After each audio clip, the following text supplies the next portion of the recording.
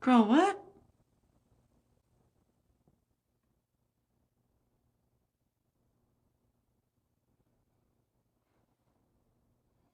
Let's see if people join. Hello. I'm waiting for a person to start my beginning song, my stream. Beginning song. Hello. Guys, everyone, everyone ping Reef. Everyone at Reef in the chat. I don't know if it's possible to call someone to join. Hi Luna. Hi Chris. Oh my god, Christina, there's someone who joined Power Bottom at in Discord or TikTok. I mean, I pinged her on Discord, but I don't know if you can like add someone on TikTok live chat. I don't know. I was just gonna play a song.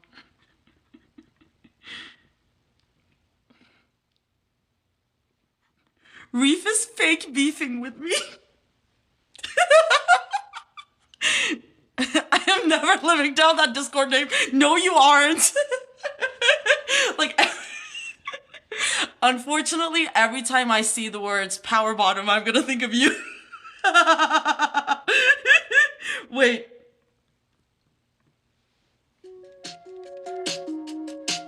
I didn't even do it. That's so funny.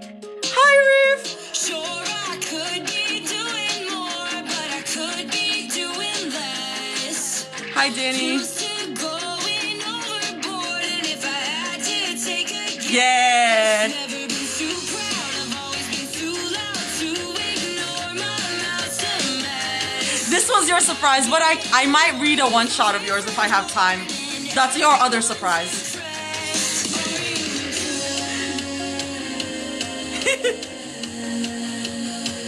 I was waiting for you to join to play this.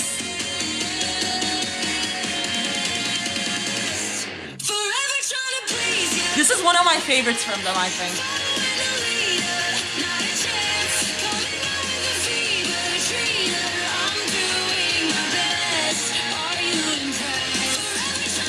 Not caught up on the stick yet, so I'm gonna have to skip this live. Sure, Sam. Yeah, if anyone is uncomfortable with the subject matter, if you haven't read it, that's all fine. I'm literally just doing this because Demo was like, you can read this on live and you'll be crying by the end. And I'm like, okay. Hello. Thanks, Christina. No, I was literally like, challenge accepted. I won't cry. Devin sounds so good here.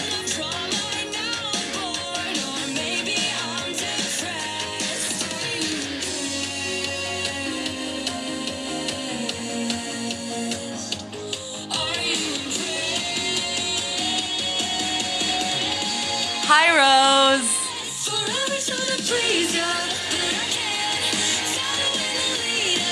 I'm gonna... My flight was good. It was long, but it was fun. I'm not caught up either, but I was gonna restart it, so already reading works for me. If you haven't read the latest, like the chapter before this, something major happens. Like, I guess something major, so I wouldn't want to spoil it. But like, if you guys are fine with spoilers...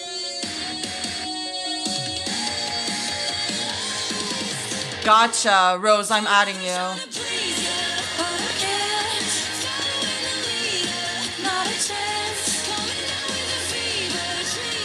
You are now a mod. I am reading When the Sky Breaks West. Ooh. Okay. I know nothing at all. Head empty. Reef. Okay, here's the thing about When the Sky Breaks West. I haven't been reading this on live, and I kept saying I will not read this on live. I will not read this on live because it's like, especially like the first half of the fic is like gets into very graphic detail of like physical violence, physical abuse. But the last few have been mostly like legal stuff. I'm trying to like not spoil it too much, but like the last few chapters have been more bearable. So I'm like, I guess I can like read this on live. I guess I'll be crying though. Oh god, I'm so behind on One Sky version. Rose just gonna mod everywhere. Rose is out here being a champ. Like literally. Already I will be half listening because I don't want to be traumatized. See, I don't know. Like the notes in the beginning of this, the author's notes in the beginning of this fic, like really broke me when I read it in the beginning of this chapter. Really broke me because it's a note from Demo saying, "There's so much I want to say about this fic, but for now, I just want to thank you all for sticking with me. There's so much more I still want to do with this story, but just as the sky breaks, the sun must set eventually. Enjoy the chapter. There's still a couple of chapters to go." So it's like we're in the ending. We're like in the final stretch. Everyone keeps giggling at my author's notes. Oh, I'll be giggling at your author's notes. Don't worry. This is more like depression, depression author's notes. Oh god, Reef, I'm gonna cry. Demo is the best. I like DM Demo being like, oh, if you would like to join, I will be reading the last chapter. But she was like, oh, it might be too late for me. So she might not join. She probably won't join. But I was like, I record all my lives, so if you want to watch it later on, that's also fine. So this stream is age restricted because it's When the Sky Breaks West, and I don't know what they're going to be talking about. So I want to be precautious because we've run into some issues. Those in the Discord know. You're not late. You're not late, Aitlin. But yeah, this is age restricted, and I guess like general warning for like mentions of physical abuse, alcohol abuse. It's gonna be like I think this is like going to be the trial chapter or something, but I don't know. I just want to give that as a general warning in the beginning. Oh my god, not the baby in the Discord. Like, it was like 11 years old is crazy. I was like, what? What are you doing here? Artie, have you read For the First Time, a Second Time by Lil Gay?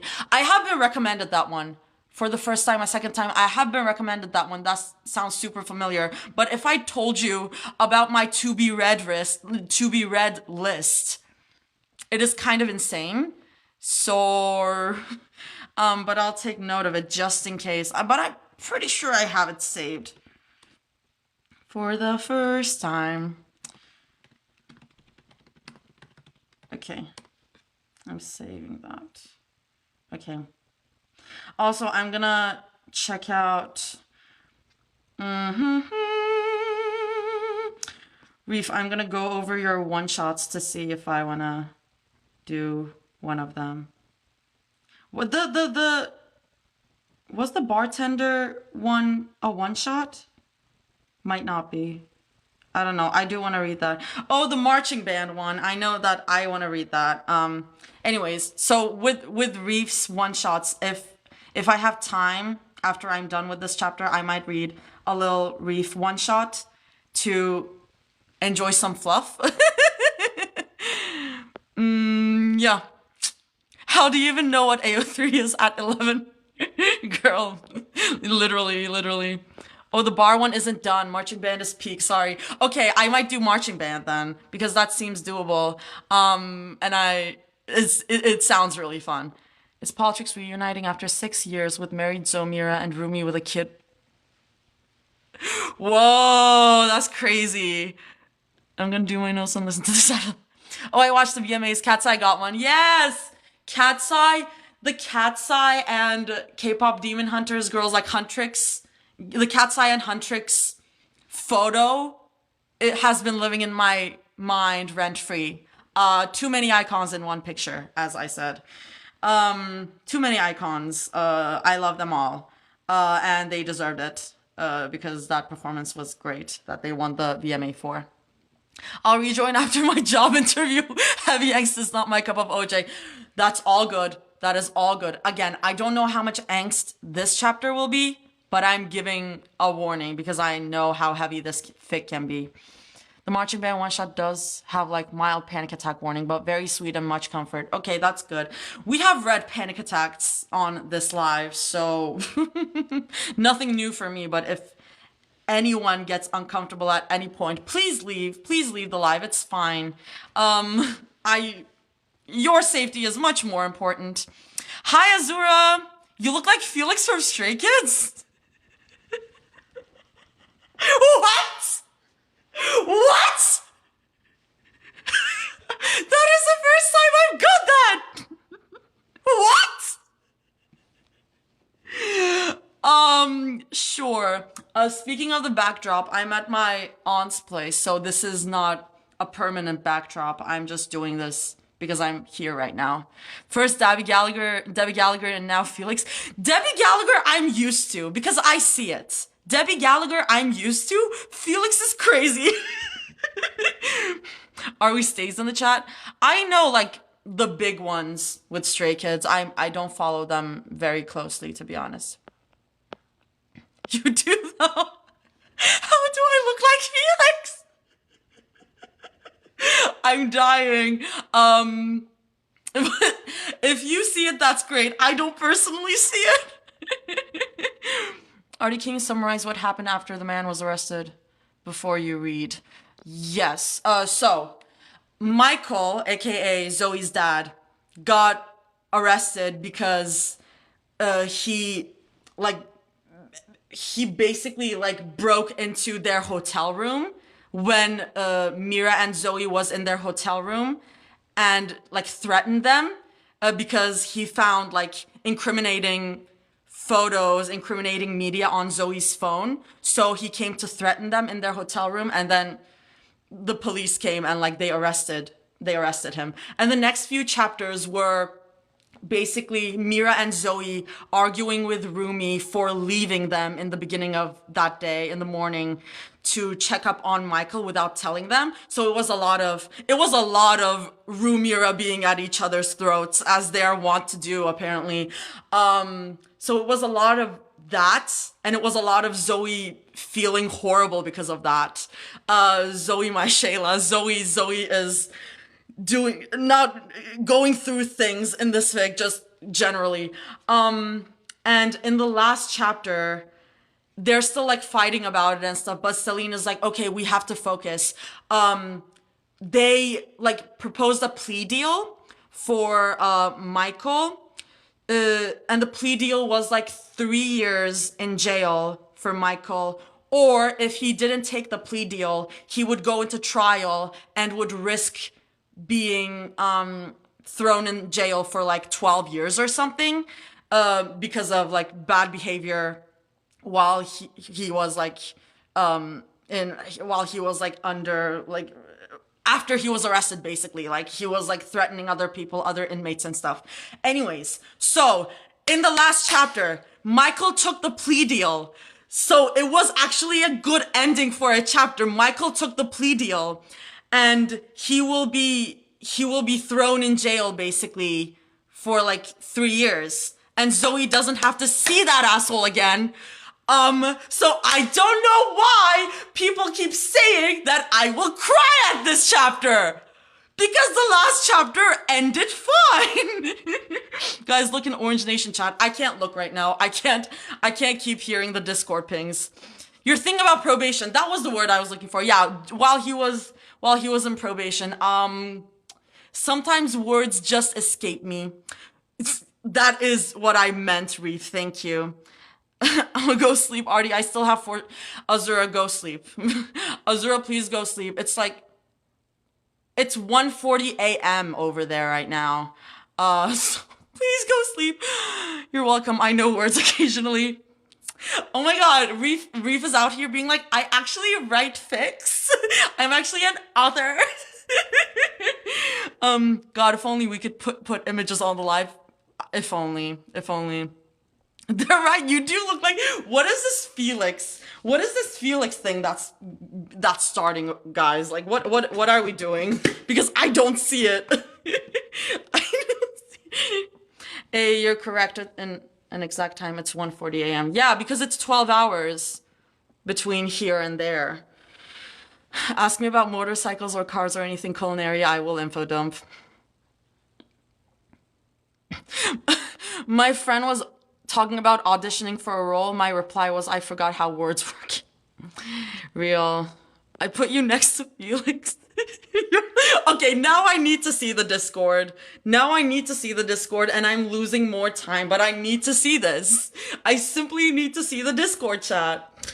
Where did you put it? Did you put it in Orange Nation?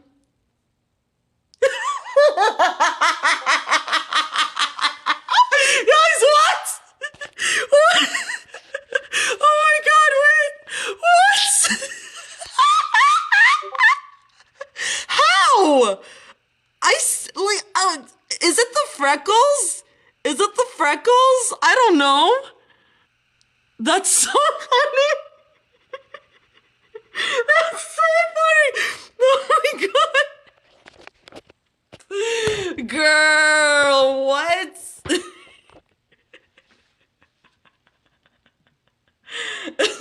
Daryl's the replies in the chat are so funny.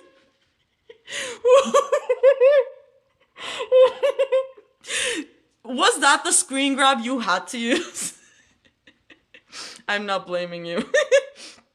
Okay. I'm gonna go to the fic and actually do what I intended to do during this live. End it with the Felix comparisons. W from Shameless next to Sephiroth for real. What did Sephiroth look like? Sephiroth. I have never played Final Fantasy. Guys, what is wrong with you? This is so funny.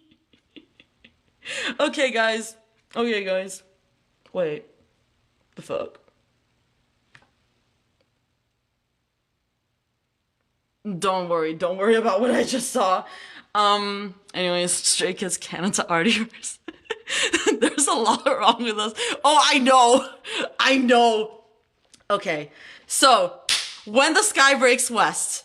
This is chapter 22, and the chapter title is in Korean, so I'm gonna use speech to text to speech. 오, 내 새끼야. That's the chapter title name, and it translates to "Oh my baby," which makes me scared. And I already read Demo's notes, so we can just get into it. We'll get to the fic yet. Yeah. Let's go. Friday morning arrived gray and overcast. The Los Angeles sky heavy with an atmosphere that made everything feel muted and distant. Oh, I forgot to close the chapter, the Discord. Okay. In 3 hours, Michael Copeland would stand before a judge and accept his sentence, and by evening, they would be on a plane back to Seoul. The end of the nightmare, finally within reach. But the relief that should have carried them through these final hours felt fragmented, scattered across 3 separate rooms where they'd spent the last 2 days, existing in careful isolation from each other. Wednesday had been endless. After the initial euphoria of the phone call had faded, they'd found themselves adrift in the limbo of waiting for something good to happen instead of something terrible. Bobby had handled the logistics, of course, flight arrangements, hotel checkout procedures, coordination with their Seoul schedules. Celine had managed the legal requirements and media containment. The girls had simply existed. Mira had spent most of the afternoon in the hotel gym, running on the treadmill until her lungs burned and her legs shook, trying to exhaust herself enough to stop thinking about the look on Rumi's face when she'd called her a demon. But every time she closed her eyes, there it was, that moment of devastation, the way Rumi had gone completely still before walking away. The guilt was eating her alive. Every glimpse of purple hair in her peripheral vision, every time Rumi spoke to Bobby or Celine but avoided acknowledging Mira's presence, the weight in her chest grew heavier. She'd broken something precious, something that had taken years to build, and now she had no idea how to even begin repairing it. Thursday had been worse. The proximity of freedom should have made time move faster, but instead, each hour crawled by excruciatingly slow. Rumi had emerged from her room only for meals and necessary conversations, speaking in polite tones that made it clear she was performing civility instead of feeling it. But it was Wednesday evening that had been the breaking point for Rumi.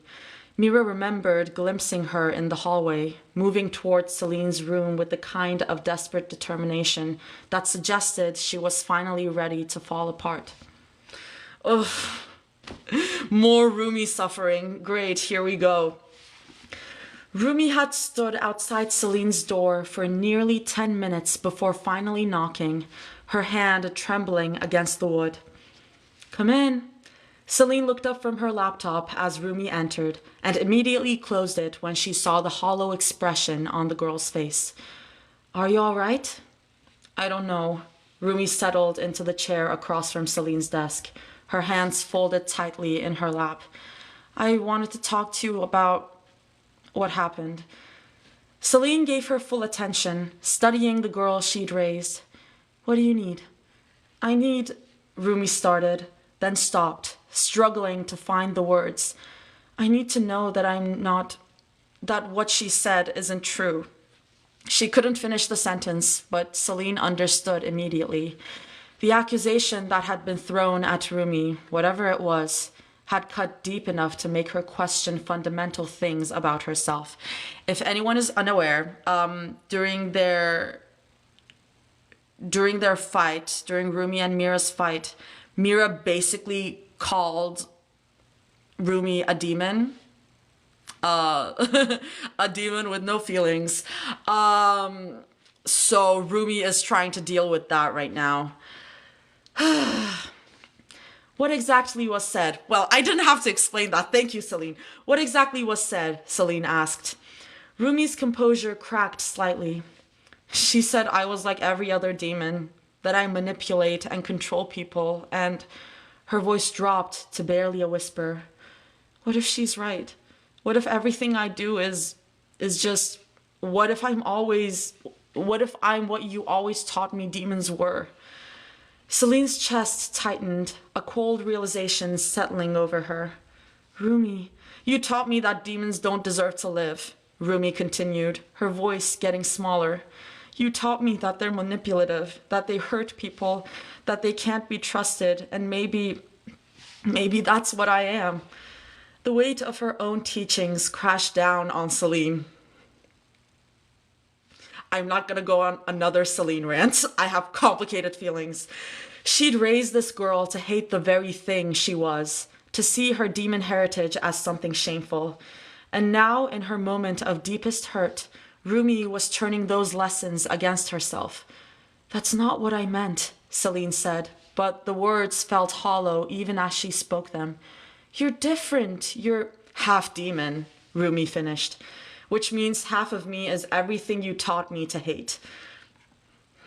Celine stood abruptly, moving around the desk to kneel beside Rumi's chair. Listen to me. You are not defined by my fears or my prejudices. You are not the enemy I taught you to fight against. But what if I am? Rumi's voice broke. What if the way I try to protect everyone is just manipulation? What if I'm just a demon pretending to be good? You saved their lives, Celine said firmly. Multiple times. You've sacrificed everything to keep them safe. That's not manipulation. That's love. Love that hurts them. Love that makes me lie to them, hide things from them, make decisions for them. Tears started flowing down Rumi's cheeks. Maybe Mira was right. Maybe I am just like every other demon you taught us to kill. The tears started in earnest then, sudden and overwhelming. All the control she'd been maintaining for days finally collapsed, and she sobbed like the frightened child she'd once been, coming to Celine with fears she didn't understand. Celine was holding her immediately, pulling her close and letting her cry against her shoulder.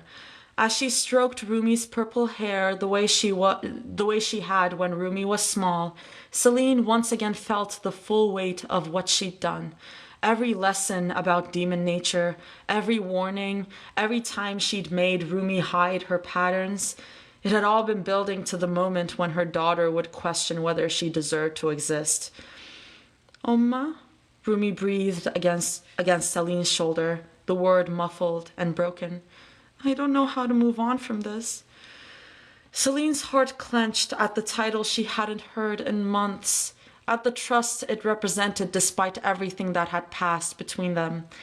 She held Rumi tighter, wishing she could absorb the pain radiating from the girl she'd raised. I'm sorry, she whispered. I'm so sorry, Rumi. I was wrong about so much. I do really like Celine in When the Sky Breaks West. Demo is very much doing good parent Celine, and I do like her. I do like her. I have very complicated feelings about Celine. I think she did very, very bad things. She did very, very bad things, but she does love her. But, like, can I forgive her? I don't know. Every day I feel something different about Celine. She called her Omma. I'm gonna sob like, oh my god. Bad people don't worry about being bad people. Period. Like, Celine's redemption in this fic was really good. Like, Rumi and Celine had a conversation, and I really enjoyed Celine's redemption. Like, the Celine redemption in fics is very important to me. Like, how you execute it. And I really enjoyed it in this fic. I love that I always say, like, oh, I really enjoyed it. I really enjoyed it in this fic. But, like, I don't know. I don't know. I think all these writers are so talented. Hey! So many feelings about Celine as a character. Accidentally turned Celine into my dad in my... Please! No, because if I was writing a fic, I would probably turn Celine into my mom. And I'm not even joking. So many feelings about Celine as a character, and this fandom has taken it so many different ways, yeah. I'm so excited for the next movie. I'm so excited. Celine is based on my mom in the fics. Real. Artie, the projection is strong. Oh, I know. I know. Woo! Great. Let's carry on. The night before the trial, Zoe had stopped them both.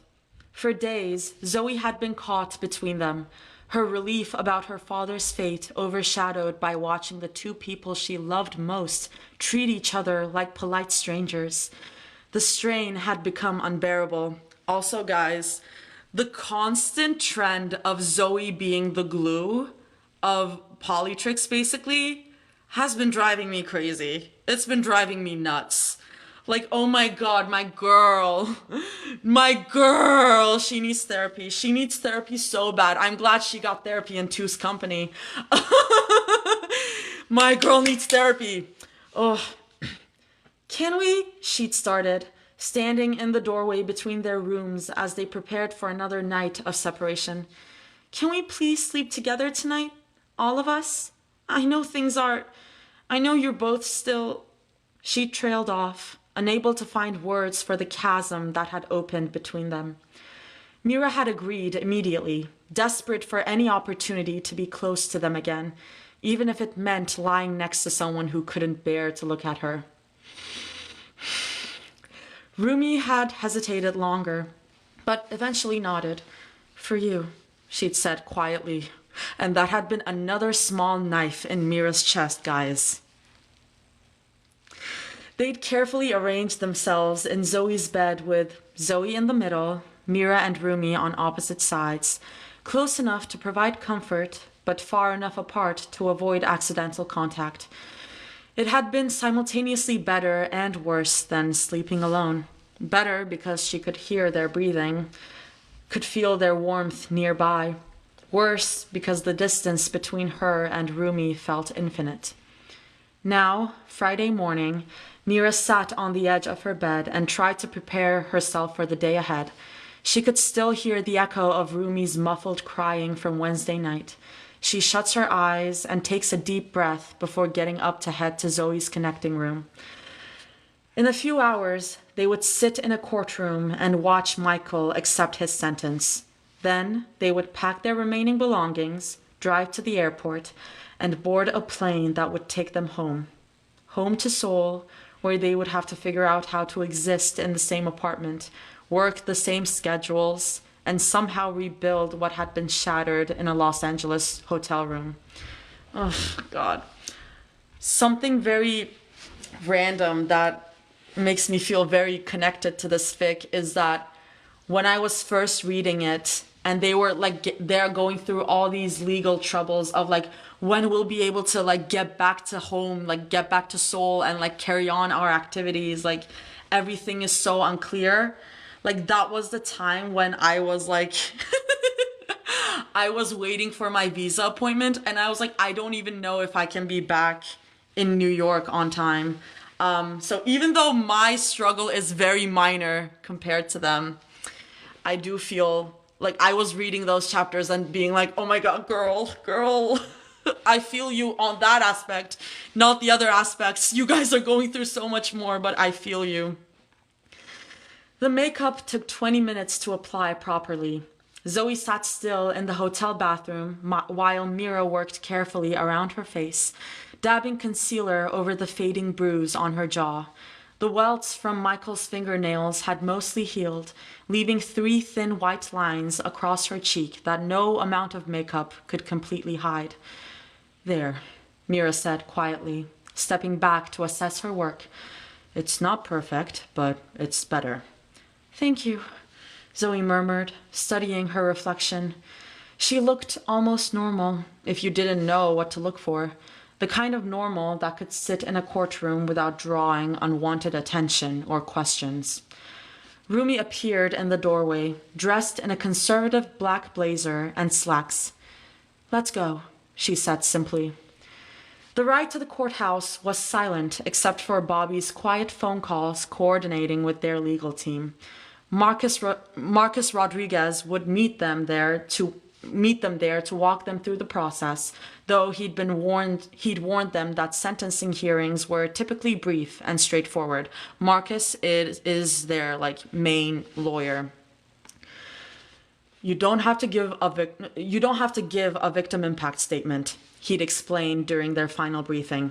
The judge will offer you the opportunity, but you can decline. Many victims choose not to speak, especially in cases where the defendant has shown hostile behavior. Zoe had already decided. She didn't want to speak, didn't want to give Michael any more of her words, her time, her energy. She wanted to sit quietly and watch him accept the consequences of his choices, then leave and never think about him again. The courthouse was an imposing concrete structure downtown, all sharp angles and tinted windows. They entered through a side entrance to avoid any potential media attention, though Marcus had assured them that the hearing was closed to the public. Courtroom 4B, Marcus said, leading them down a hallway lined with identical wooden doors. Judge Daisy Brown is presiding. She's fair, but no nonsense. This should be straightforward. Zoe's hands started shaking as they approached the courtroom doors. She pressed them together in her lap, hoping no one would notice. Mira noticed immediately. She shifted slightly closer on the bench outside the courtroom, not quite touching, but close enough that Zoe could feel her warmth. Rumi sat on Zoe's other side, her posture rigid with protective tension. She'd been quiet all morning, speaking only when necessary, but her presence was steady and grounding. There is some Korean that's being spoken, so I'm going to read the English translations. Something, Zoe said quietly, switching to Korean. If he does anything strange. Mira replied, I know, understanding immediately. They might not be speaking with each other directly, but when it came to protecting Zoe, they were still completely synchronized. Behind them, Bobby paced the hallway with nervous energy, checking his phone every few seconds. Celine sat perfectly still, but Zoe could see the tension in her shoulders, the way her hands were clasped tightly in her lap. Jiwon Cho? Marcus appeared beside them. We're ready. Jiwon is Zoe's Korean name in this. The courtroom was smaller than Zoe had expected, wood-paneled and formal, but not intimidating. A few court staff moved around quietly, preparing for the hearing. No spectators, no cameras, no reporters taking notes. Just the necessary participants for this final chapter of her nightmare. You'll sit in the gallery, Marcus explained, guiding them to the wooden benches behind the prosecutor's table. The defendant will be brought in shortly. Zoe settled between Mira and Rumi, grateful for their presence even as she could feel the careful distance they maintained from each other. Bobby and Celine sat in the row directly behind them, a protective wall of familiar faces. All rise for the Honorable Judge Daisy Brown. Everyone stood as an older woman in black robes entered and took her seat at the bench. Judge Brown had kind eyes, but a no-nonsense demeanor that suggested she'd seen everything the justice system had to offer. You may be seated. Court is now in session. We're here for the sentencing of Michael James Copeland, case number CR 2025-8847. The judge rattled off numbers and legal references while Zoe's attention drifted. This was really happening. After everything, the abuse, the hospital, the blackmail, the uncertainty, they were finally here to end it all. Bring in the defendant. A side door opened and two bailiffs escorted Michael into the courtroom. Here we go. Zoe's breath caught in her throat. This wasn't the man who had opened his front door just over a week ago. That Michael had been playing a role, the concerned father, the reasonable adult trying to connect with his daughter. He'd been groomed and presentable, wearing the mask of normalcy he'd perfected over years of fooling neighbors and family court judges. This Michael was unrecognizable. His face was gaunt, cheeks hollow like he'd lost significant weight in just a few days. His hair was greasy and unkempt, his orange jumpsuit wrinkled and stained. But it was his eyes that made Zoe's stomach turn, wild and furious, with the kind of barely contained rage that comes from a man who's lost all control and knows it. Behind her, she heard Celine's sharp intake of breath. Jesus, Bobby whispered, so quietly she almost missed it. As the bailiffs guided Michael to the defendant's table, his gaze swept the courtroom and landed on Zoe, and stayed there. Not a glance, not a momentary acknowledgement, a sustained, unwavering stare that made every muscle in Zoe's body tense with fight-or-flight response. Her hands started shaking harder. She pressed them between her knees, trying to still the tremor, but Michael's eyes never left her face. Mr. Copeland, Judge Brown said, shuffling through papers on her desk, you are here today to be sentenced pursuant to your plea agreement. Do you understand the charges against you? Yes, Your Honor, Michael replied, his voice hoarse but steady. He still hadn't looked away from Zoe. Mira shifted slightly in her seat, blocking some of Michael's line of sight. When he leaned slightly to maintain eye contact with Zoe, Rumi moved as well, the two of them creating a subtle barrier without making it obvious to the court. The charges are assault in the second degree, criminal threats, and attempted extortion, the judge continued, reading from the official documents. The plea agreement calls for a sentence of 30 months in state prison with no possibility of early release. Do you understand these terms? Yes, Your Honor. His voice carried across the small courtroom, and Zoe could hear the barely contained fury underneath the formal responses. This wasn't contrition or acceptance. This was a man going through the motions while furious at everyone who had put him here. Judge Brown looked up from her papers, studying Michael with the kind of professional assessment that came from years of dealing with defendants. Mr. Copeland, I have reviewed the documentation in this case, including the recorded evidence of your threats and the reports of your behavior while in custody. She paused. The court finds that you represent a continued threat to the victim and that the maximum sentence under this plea agreement is both appropriate and necessary for public safety. Do you wish to make a statement before sentencing? Michael's lawyer, a tired-looking public defender who had clearly drawn the short straw on this case, shook her head quickly. No, Your Honor. Smart, Zoe thought. Anything Michael said right now would probably make things worse for him, and they all knew it. Very well, Miss Cho. Judge Brown addressed... very well, Miss Cho. Judge Brown addressed Zoe directly. As the victim in this case, you have the right to make an impact statement if you choose. Would you like to address the court? Zoe felt every eye in the room turn toward her. Michael's stare intensified, his head tilting slightly like a predator watching prey. She could feel Mira and Rumi tense on either side of her, ready to support whatever decision she made. No, Your Honor, she said, surprised by how steady her own voice sounded. I don't wish to make a statement. Judge Brown nodded approvingly. The court respects your decision. She picked up her gavel, and Zoe felt the world hold its breath. Mr. Copeland, having reviewed all evidence, testimony, and documentation in this case, and considering the terms of your plea agreement, this court sentences you to 30 months in the California Department of Corrections and Rehabilitation. You will be credited for time served and transferred to state prison immediately following this hearing. The gavel came down with a sharp bang that echoed through the small courtroom. Court is adjourned. Throughout the entire proceeding, the formal questions, the legal terminology, the pronouncement of sentence, Michael never stopped staring at Zoe.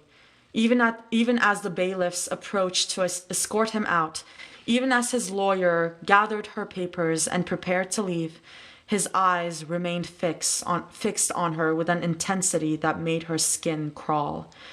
It wasn't until the bailiffs actually grabbed his arms that he finally looked away, and only because they were physically turning him toward the exit door. As they let him out of the courtroom, he managed to turn his head one last time, catching Zoe's eyes with a promise that 30 months wasn't forever, that he would remember this moment. Then the door closed behind him with a solid thunk, and he was gone. The silence that followed was deafening. 30 months.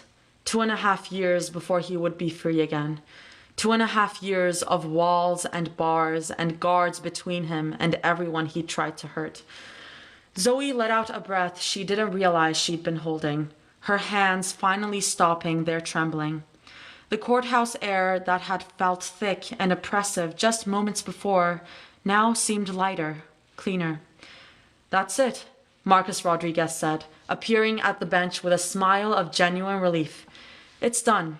He'll be processed and transferred to state prison within the next few hours. So we can leave? Zoe asked, still not quite believing it was over. You can leave. You're free to go home. The case is officially closed. Behind them, Bobby let out a shaky laugh that might have been relief or hysteria. Holy shit, he said, then immediately looked apologetic. Sorry, I can't believe we made it through that. Celine reached forward from the row behind them, placing a gentle hand on Zoe's shoulder. How are you feeling? Zoe turned to look at her, then at Bobby, then at Mira and Rumi on either side of her, all of them looking at her with such concern, such protective love that she felt tears building in her eyes. I feel, she started, then stopped, searching for the right words. I feel like I can breathe again. He's really gone, Mira said, her voice carrying a wonder that suggested she couldn't quite believe it. It's actually over, said in Korean. Yes, it's over, Rumi agreed quietly. Again, said in Korean. I'm reading the English translations. Judge Brown had already left the bench, and the court staff were cleaning up, preparing the room for the next case. The prosecutor, who had handled Michael's case, approached their group with a warm smile. I wanted to congratulate you on a successful resolution, she said, shaking hands with Marcus and nodding to the rest of them. Cases like these can be very difficult, especially when there are threats involved. You should be proud of how you handled everything. Thank you, Celine replied, stepping forward to take point on the formal conversation. Your office made this as painless as possible under the circumstances. That was the goal. Miss Cho, she addressed Zoe directly. I hope you know that what happened to you wasn't your fault. The evidence in this case was overwhelming, and justice was served today. Zoe nodded, not trusting her voice to remain steady if she tried to speak. As they gathered their things and prepared to leave the courtroom, Bobby kept checking his phone, coordinating their departure. Car will be here in 15 minutes, he announced. Flight's at 8 p.m., so we have plenty of time to get to the airport. We're going home tonight, Celine said, and there was something almost dreamlike in her voice. Seoul, tonight. They walked out of the courthouse together, a tight formation with Zoe in the center. The afternoon sun felt different somehow, warmer, brighter. The Los Angeles air didn't seem as oppressive as it had for the past 2 weeks. In the courthouse lobby, Marcus shook hands with each of them. If you need anything, documentation for immigration, copies of court records, anything at all, don't hesitate to call, he said. And Zoe, remember that the restraining order is still in effect. If he contacts you in any way after his release, that's a new felony charge. 2.5 years, Zoe said quietly. That's a long time. It is. And given his behavior in custody, there's a good chance they'll keep him for the full sentence. Men like him usually don't get early release consideration. Outside the courthouse, as they waited for their car, Zoe found herself looking back at the imposing building one last time. I never have to see him again, she said suddenly. Never, Bobby confirmed. When he gets out, you'll be in Korea. You'll be safe. We'll make sure of it, Celine added. Rumi and Mira hadn't spoken to each other directly since entering the courthouse, but Zoe noticed the way they both stayed close to her, the way they both scanned their surroundings with protective awareness. Whatever was broken between them, their commitment to her safety remained absolute.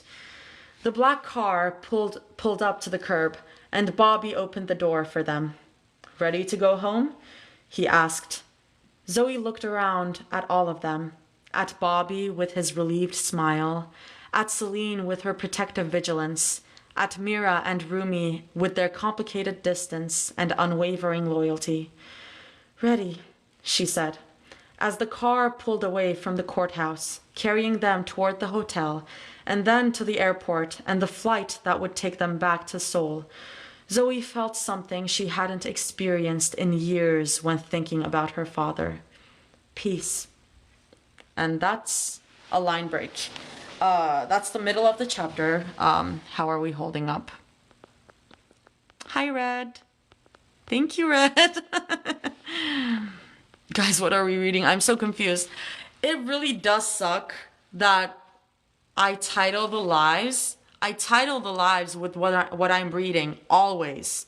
And when I send when I like post links, you can see that I will be reading, you can see the title that I put there, but you can't see it on live, which is really annoying, and I'm sorry.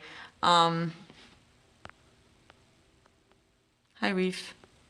Just happy I didn't have to experience this IRL, literally. No, I have said this on live multiple times before. I think when the sky breaks west is the hardest, like it's the hardest time I've had reading anything, period. Like there was a point where I was like, why am I even reading this if it's this painful? Like, there was a point where I was like, why am I even reading this? But I do think like that, especially later on, I think that feeling, I think Zoe's character as someone who suffered like physical abuse from a family member, from a parent, is handled really well. Like, there's like very graphic details, but it's like, it's extremely realistic. Like, it feels realistic. Of course, like, I can't say much about it as I haven't experienced it myself, but I think it is a conversation starter. So yeah, it's a hard read, and like, I don't blame anyone who doesn't want to read it, but yeah.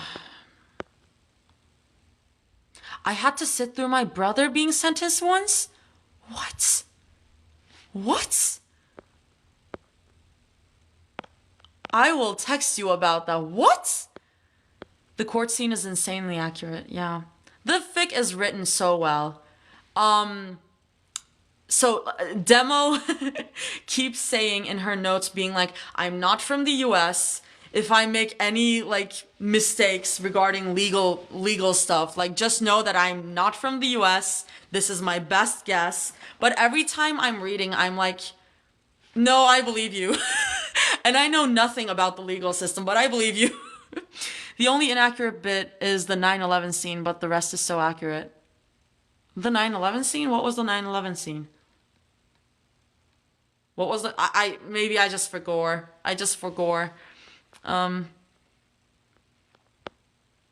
It's a cared for fic. I can't help but support the way it's handled. It's like beautifully tragic. I agree, geek. They called 9/11 on Michael when they picked up Zoe.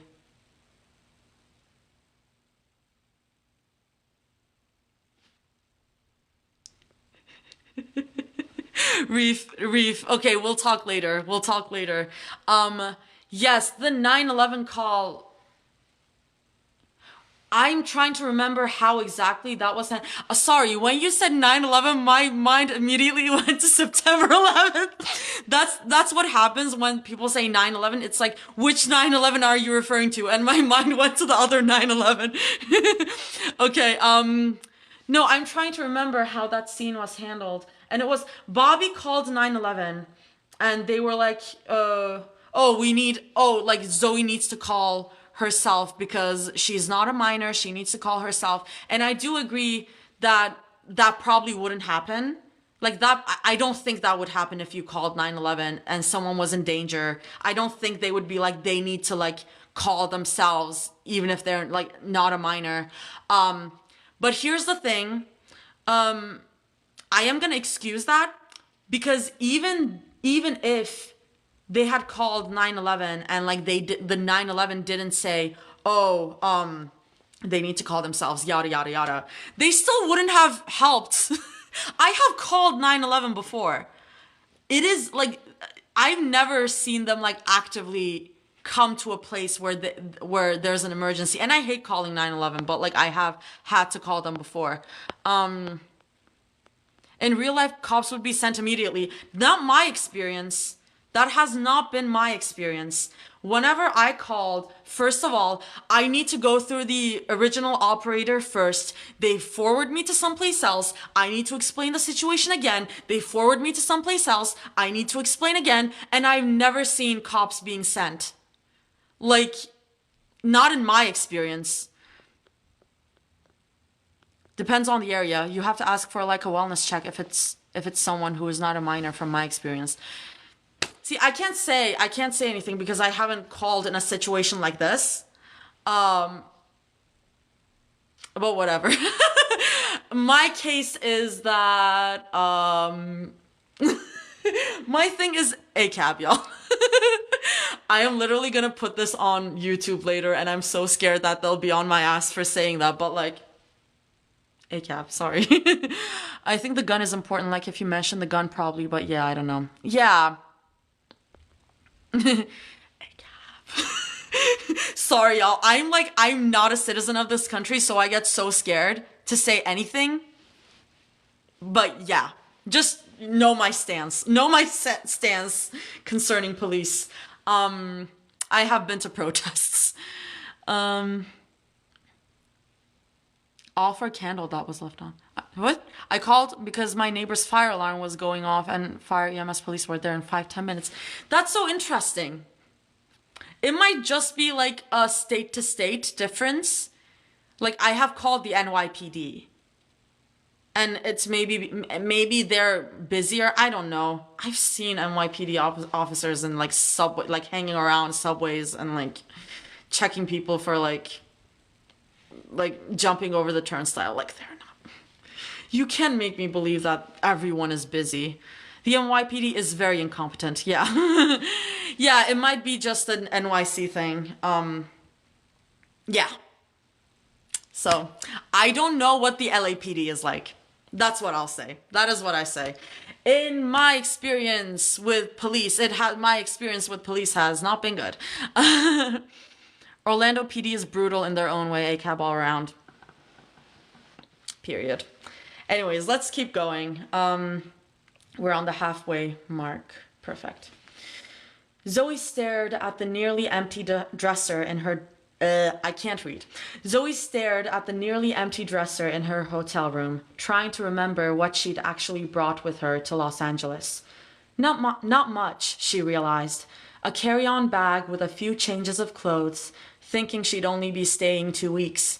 Everything else, her summer wardrobe, her pajamas, her toiletries, the books she'd planned to read, was still at Michael's house. Or had been, before she'd grabbed that picture frame and swung it at his head. The memory hit her suddenly, stumbling out of that house in the same clothes she'd worn to the family barbecue, blood on her shirt, her ribs on fire. Bobby and then Celine buying her new outfits while she recovered in the hospital. The careful way they'd made sure she had clean clothes and proper toiletries, everything she needed without making her feel like charity. She touched the edge of the fresh t-shirt Celine had picked out for her, soft cotton in a pale blue that didn't show stains. How many times had Celine quietly handled these kinds of details over the past week, making sure Zoe had what she needed without drawing attention to how little she'd escaped with. Through the connecting door, she could hear Rumi moving around her room, the soft sound of zippers and rustling fabric. Mira's room was similarly active, though quieter, probably because she had less to pack, having traveled lighter than usual. The sound should have been comforting, the three of them getting ready to go home together, preparing for the flight that would take them back to Seoul and their normal lives. Instead, it felt hollow. She folded the few items she did have into the small suitcase Bobby had bought her, each piece a reminder of how the past weeks had unraveled everything she thought she knew about her life. The pajamas she'd worn while crying herself to sleep, the jeans she'd had on when Michael showed up at their hotel room door, the blouse Celine had helped her into for the court hearing, all of it connected by a thread that started with one moment of desperate self-defense in a Burbank living room. That moment was so difficult to read, yeah. If she hadn't grabbed that frame, if she hadn't fought back, if she'd just taken whatever punishment Michael had planned for her that night, would things be different now? Would Mira and Rumi still be speaking to each other? Would their relationship still be intact? The thought made her chest tight with familiar guilt. This chain of events, this entire catastrophe, could be traced back to her decision to finally defend herself. One moment of violence that had snowballed into legal proceedings and fractured relationships and weeks of trauma for everyone she loved. Through the walls, she heard Rumi's phone ring, followed by... Oh, TikTok's being annoying again. Give me a second. Okay.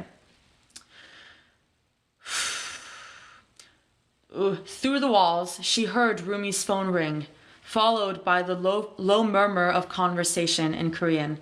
Probably Celine, coordinating their departure. The practical details of leaving this nightmare behind. It didn't feel real yet. The court hearing, Michael's sentencing, the knowledge that he was locked away where he couldn't reach her, All of it felt like something that had happened to someone else. Like she was watching a movie about a girl who looked like her, but whose life was far more dramatic than anything Zoe could actually experience. 2.5 years. That's how long she had to figure out how to live without fear. How long to rebuild whatever was left of their relationship.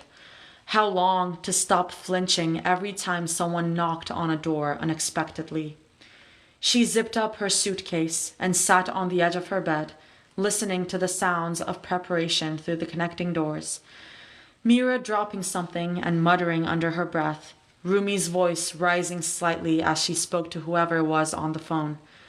Normal sounds, domestic sounds, the kind of things she'd heard thousands of times in their penthouse when they were all getting ready for schedules or trips or just moving through their daily lives.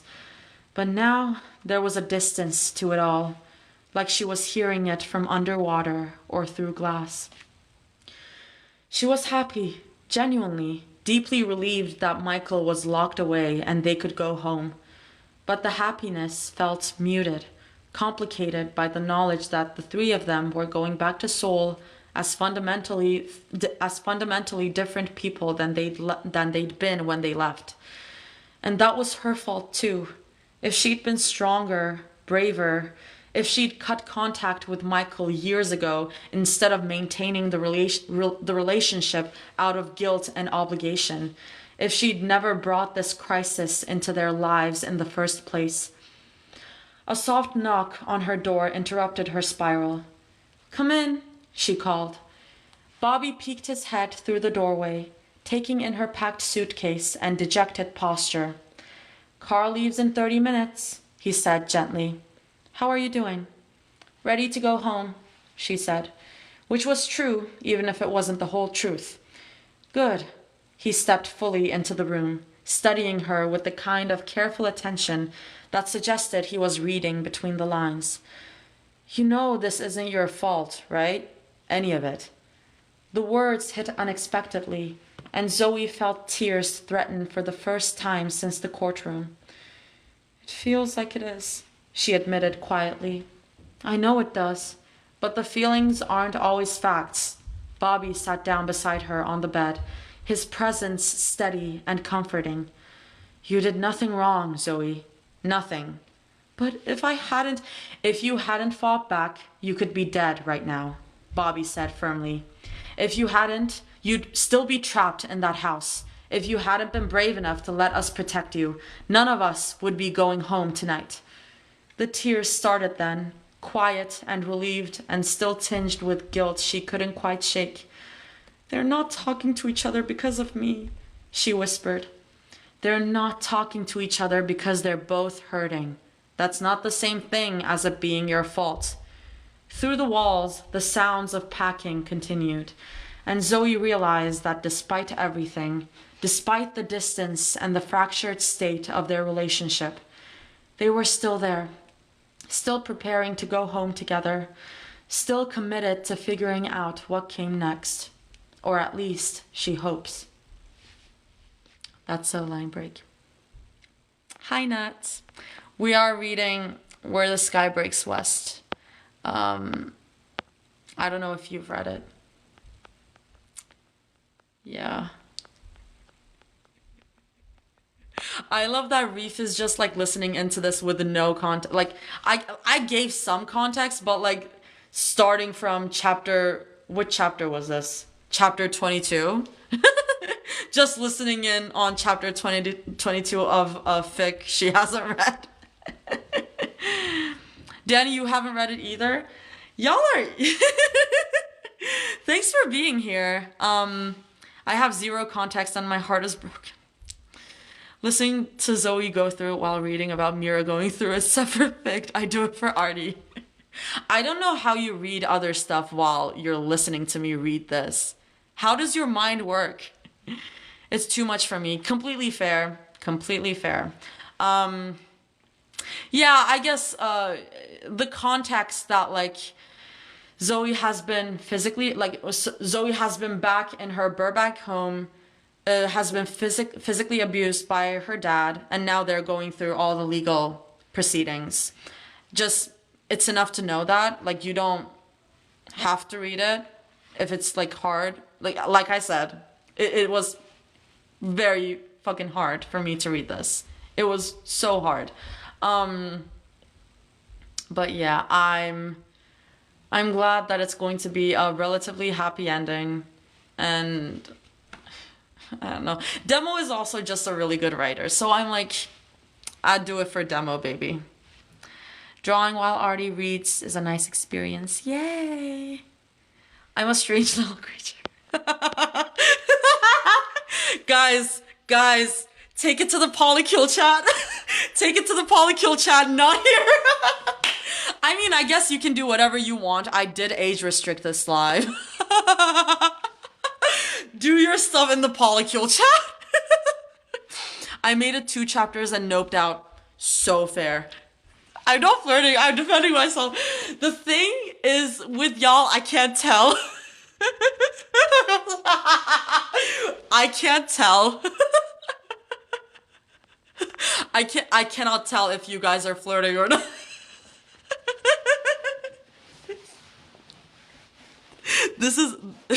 This show started on this. I mean, to be fair, I couldn't tell either for like the first 2 hours. Reef, like DMing me, being like, I don't know what's happening. We're in a polykill. Reef, at this point, it seems like they're the same thing. Yes, Nat, thank you. Thank you. Exactly. If no one is aware. Oh, shit. I spilled water. If no one is aware, a bunch of people in this chat are in a fake polykill on Discord. And they're always flirting. And I also flirt. I bully Reef out of love. Oh, I know that. Y'all are very fun. Like, genuinely, I was going through a very rough day yesterday. And I, like, kept checking Discord to see if y'all were there to, like, make me happy. But yeah, love y'all. Christina is mean to me. You guys are so mean to me all the time. Anyways, I'll get serious.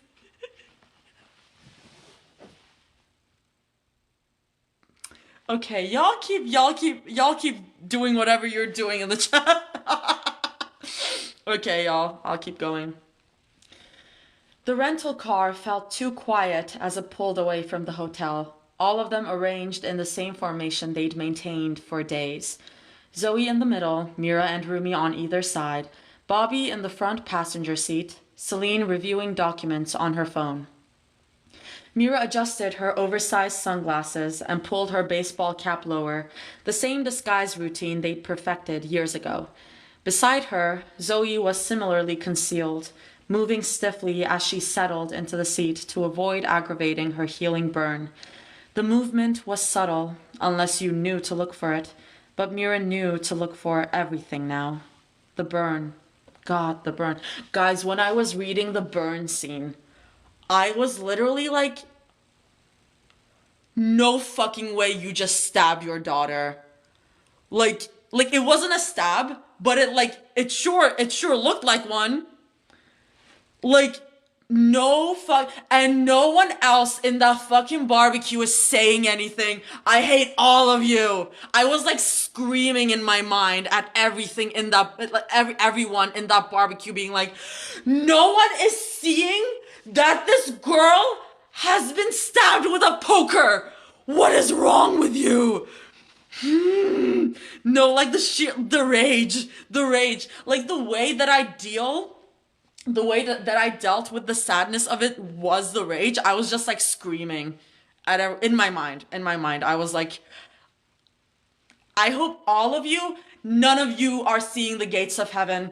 None of you are seeing the gates of heaven. Me in hell. Where is Michael Copeland? Where is Michael Copeland? I'm looking for you. I should play, I I have played this before, but I will play random acts of violence at the end of this chat, at the end of this live or something, because I listen to random acts of violence and I immediately start thinking of this fic. Like I've said this on Twitter multiple times. I listen to Shh, like the album Shh by Ray Ami, and I just think of this fic. I know that that album is about an ex. I know it. I know it in my mind. But my mind connects those lyrics to bad dads. Like I think of Zoe, and if anyone knows about Persona 5, I think of Akechi. I think of Goro Akechi when I'm listening to Shh, and I'm like, how many knives do a bitch gotta take till a bitch gotta take some lives? Like, yes.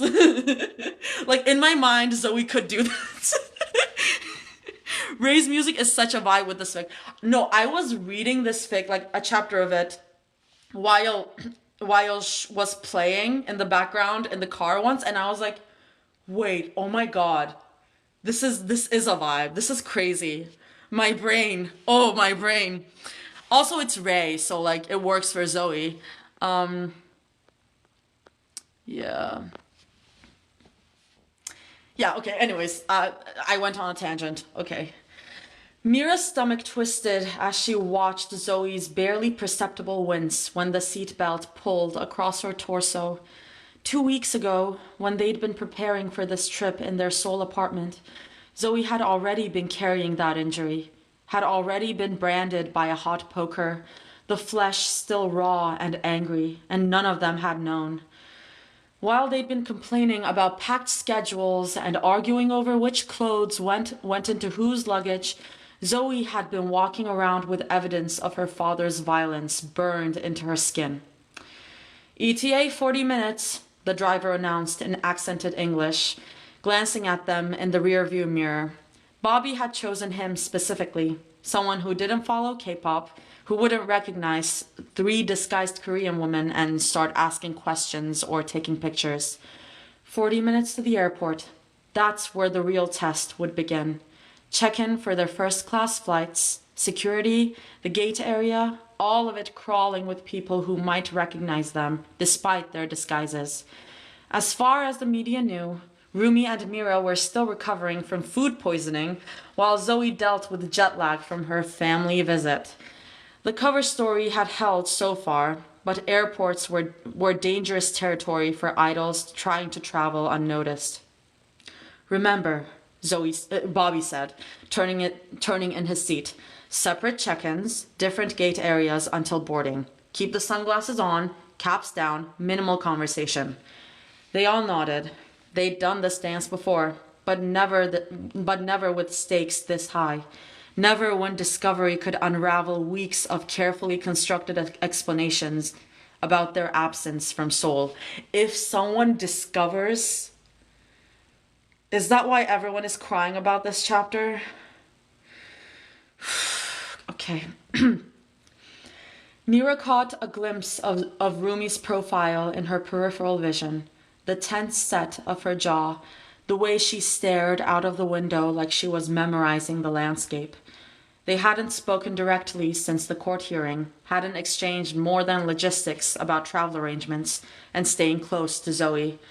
A lifetime had passed since they'd driven through Burbank in that rental car, singing along to the radio and sharing snacks like they were on vacation. I remember exactly where I was when I was reading that chapter. Back then, their biggest worry had been whether Zoe's father would be drunk and unpleasant during their visit. They'd had no idea they were driving toward a complete demolition of everything they thought they knew about their lives. The guilt sat in Mira's chest like a physical weight, growing heavier with each passing hour. Every time she looked at Rumi and saw the walls that had gone up between them, every time she caught Zoe glancing between them with that heartbroken expression, the pressure increased until it felt like her ribs might crack under the strain. How were they supposed to go back to the penthouse?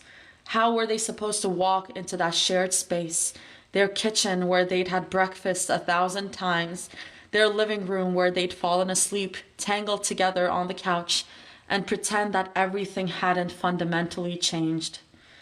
The apartment they'd left had been home to three people who trusted each other implicitly. The apartment they were returning to would house three people who now knew things about each other that couldn't be unknown. Zoe's years of hidden trauma, Rumi's deep-seated fears about her own nature, Mira's capacity for cruelty when she was cornered and angry. And underneath it all, the fight. The words that had been thrown around like grenades, designed to only cause damage. Words that hung between them unaddressed, unforgiven, possibly unforgivable. Traffic's light, the driver announced. Might get there early. Good, Bobby replied. Extra time to get through security without rushing. Extra time to sit in separate airport lounges, maintaining their cover stories and avoiding recognition. Extra time for Mira to catalog all the ways she'd failed the people she loved most. Extra time to feel the weight of her guilt settle deeper into her bones until it felt permanent. The guilt was becoming unbearable. Not just regret or shame, but a physical presence that pressed down on her chest and made it hard to breathe. Every time she saw Rumi's empty expression when she looked at her, or more accurately, looked through her, the pressure increased. Every time she watched Zoe try to navigate the space between them, clearly wanting to fix things but not knowing how, Mira felt like she was drowning. She'd called Rumi a demon. The memory made her sick, but she couldn't stop replaying it, couldn't stop seeing the exact moment when Rumi's face had gone blank with shock and pain. How did you apologize for something like that? How did you take back words that cut to the core of someone's identity? How did you rebuild trust when you'd proven yourself capable of such cruelty? Zoe shifted again, trying to find a position that didn't pull at her stitches. Whoa. Let me message her real quick. Give me a sec.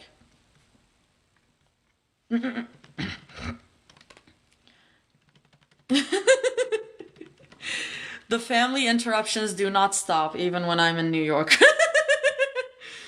Oh, God. Pause phone call. She didn't see. Oh, she might be driving. Well, let's hope she doesn't call again. Okay, be serious now. Where did I leave? Okay. Zoe shifted again, trying to find a position that didn't pull at her stitches, and Mira had to resist the urge to help her adjust. The casual touches had once been automatic now felt loaded with complication. Nothing was simple anymore. Barely 2 weeks ago, their biggest relationship challenge had been agreeing on movie choices and figuring out who slept on which side of the bed. Now, they were heading home to an apartment where they'd have to navigate sharing space while barely speaking to each other, where every interaction would be filtered through the weight of what had been said and what couldn't be unsaid.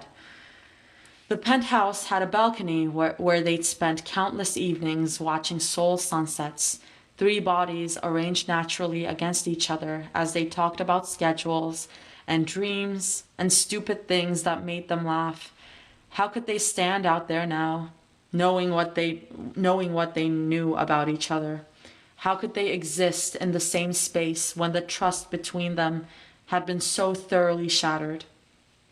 Airport signs, Bobby announced, pointing ahead. Almost there. Almost home. Almost back to the life they'd built together, the routines they'd perfected, the shared space that would now feel haunted by everything that had changed. The guilt pressed down harder, making it difficult to draw a full breath. Mira closed her eyes behind her sunglasses and tried to imagine walking through their front door, sitting at their kitchen table, sleeping in their shared bed. All of it felt impossible, but they had to try. Somehow they had to figure out how to exist together in the aftermath of everything that had broken, everything that had been revealed, everything that could never be taken back. The airport loomed ahead, the final hurdle before they returned to Seoul and began the long process of figuring out what they could salvage from the wreckage. Sorry. That's a line break. Hi. Oh my god, did you do your job interview? Hi, Zen. 7 spots, multiple applicants, and a whole lot of prayers. Let's hope for the best. You never know. You never know. Yay! Yay! Everyone encouraged Zen in the chat.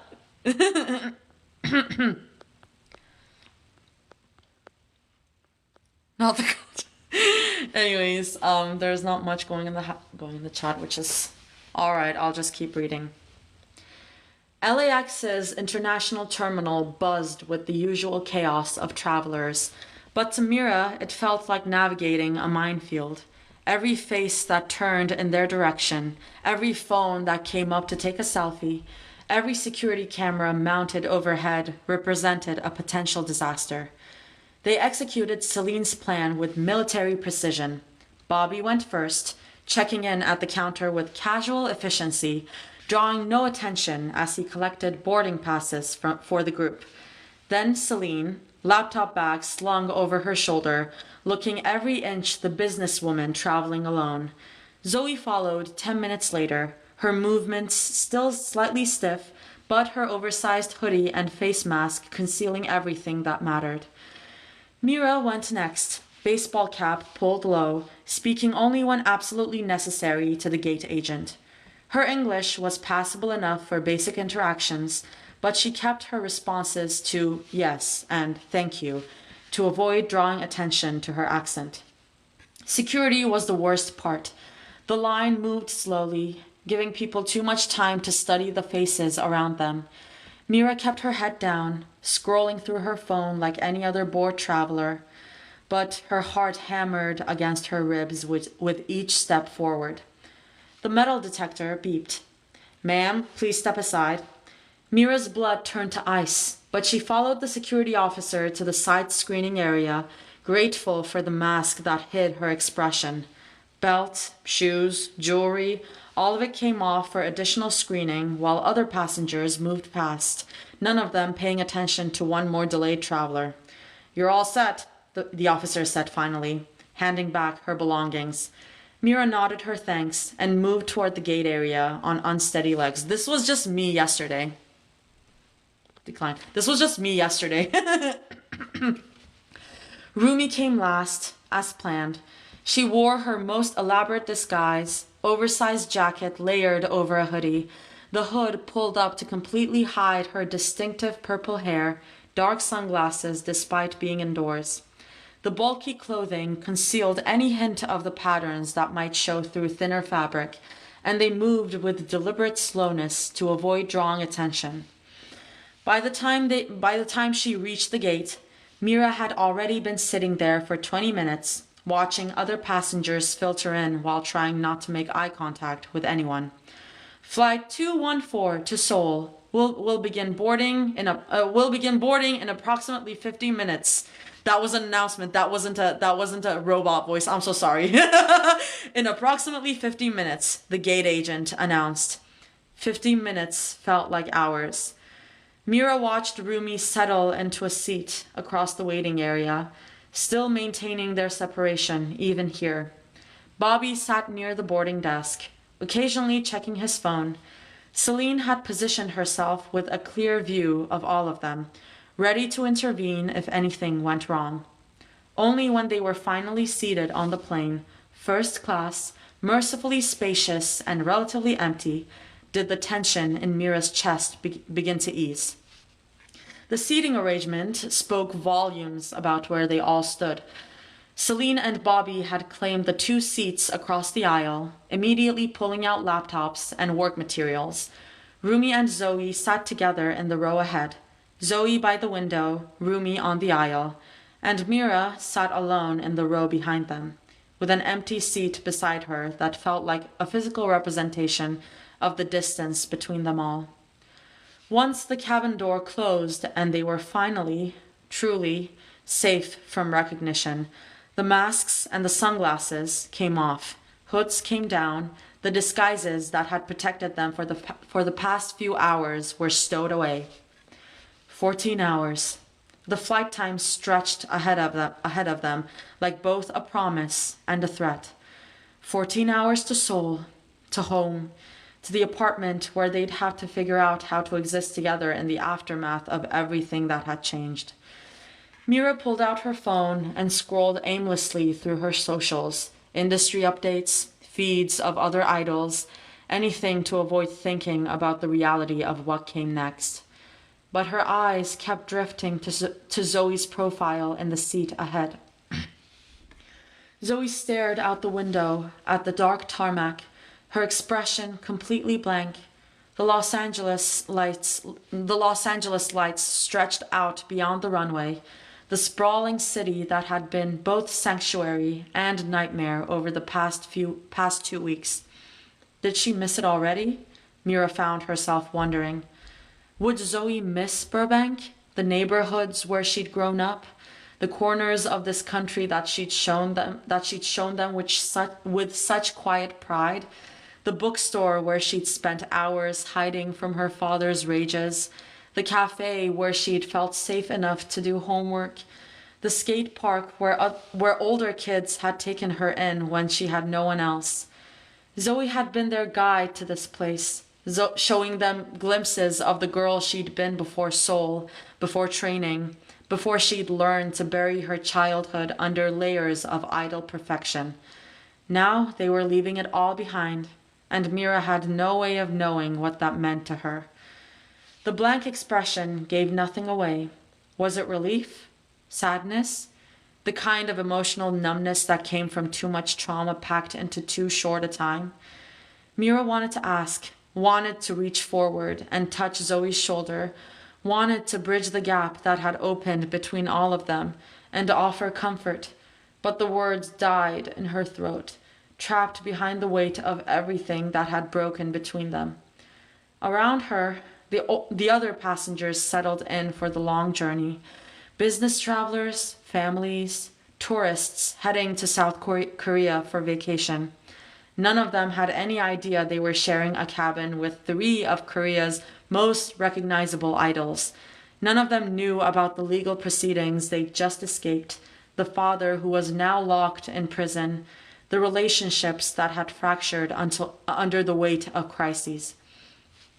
The plane began to taxi toward the runway, and Zoe finally turned away from the window. But her expression remained unreadable. Whatever thoughts or feelings she had about leaving Los Angeles, locked away behind the same walls that had kept her trauma hidden for so long. Rumi had already reclined her seat and closed her eyes, whether from exhaustion or a desire to avoid conversation, unclear.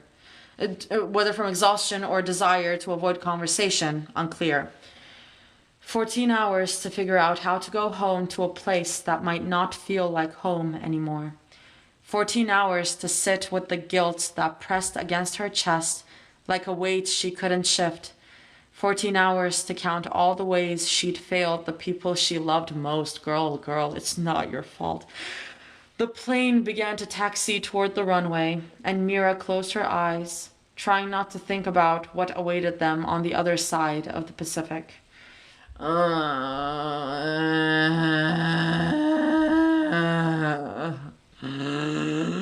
Okay.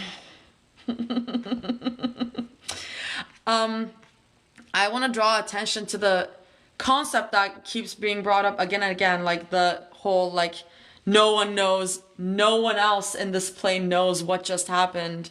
No one else knows, what happened in the last 2 weeks to these people. Like, I feel that a lot when I'm on the subway in New York and stuff. I'm like, everyone here has their own stories, and it's like, I don't know, it's fascinating when you like stop to think about it. Like, I get existential like that.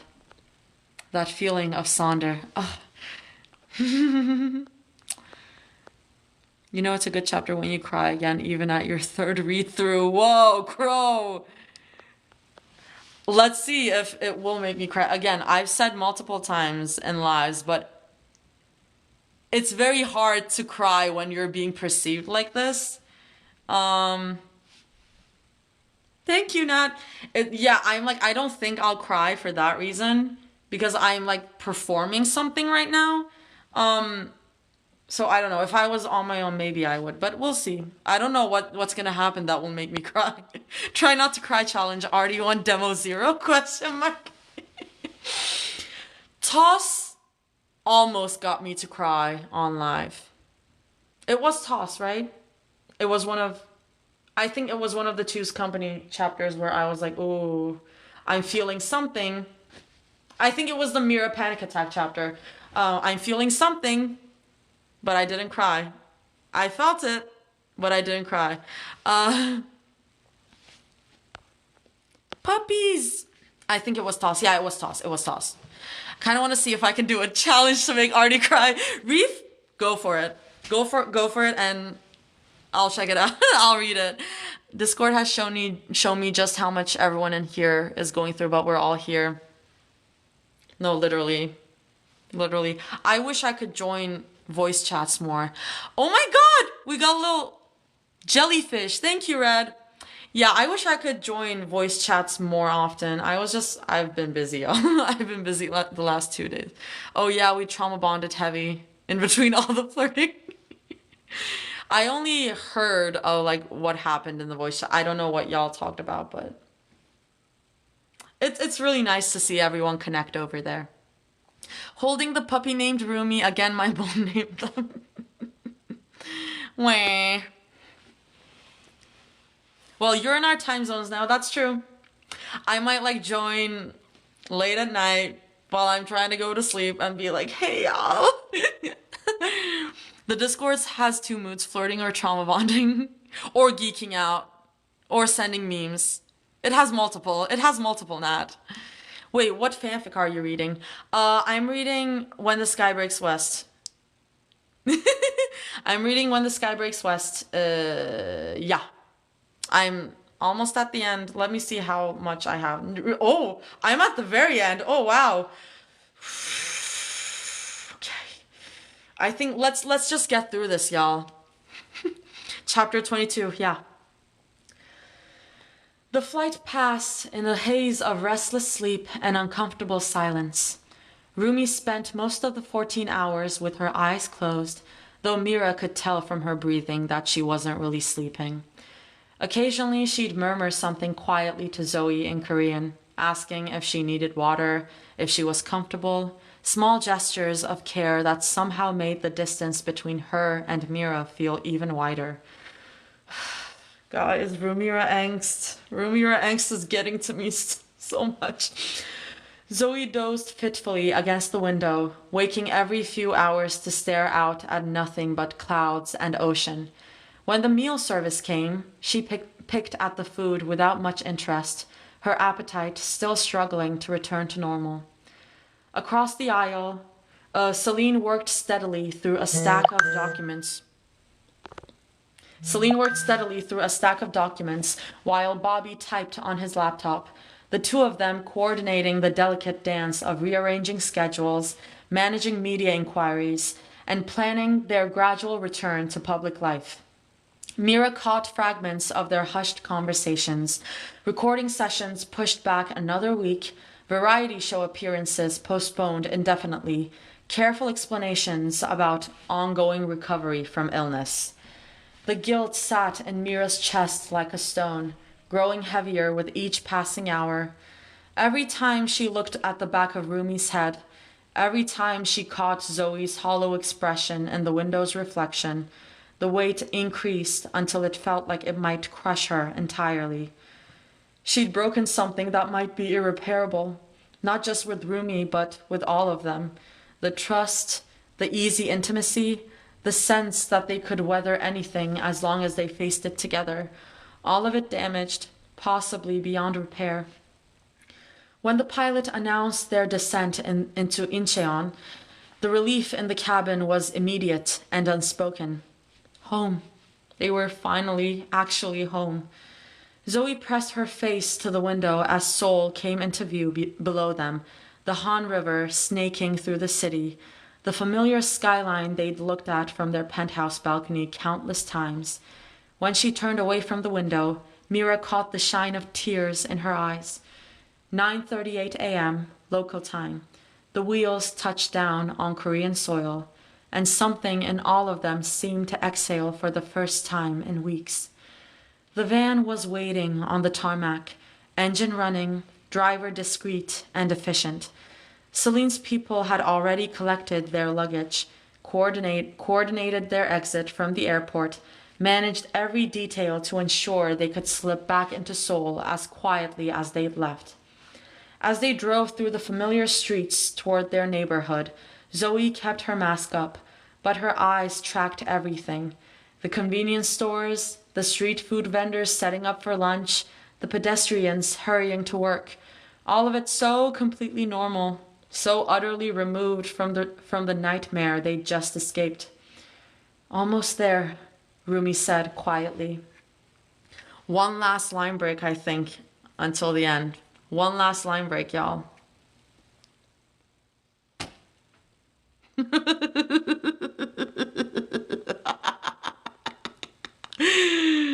Ooh. We're getting to the one shot reef. We're definitely getting there. I have time. Or do I? If we don't, I'll do it when because I'm in New Jersey now and I'm going back to Manhattan.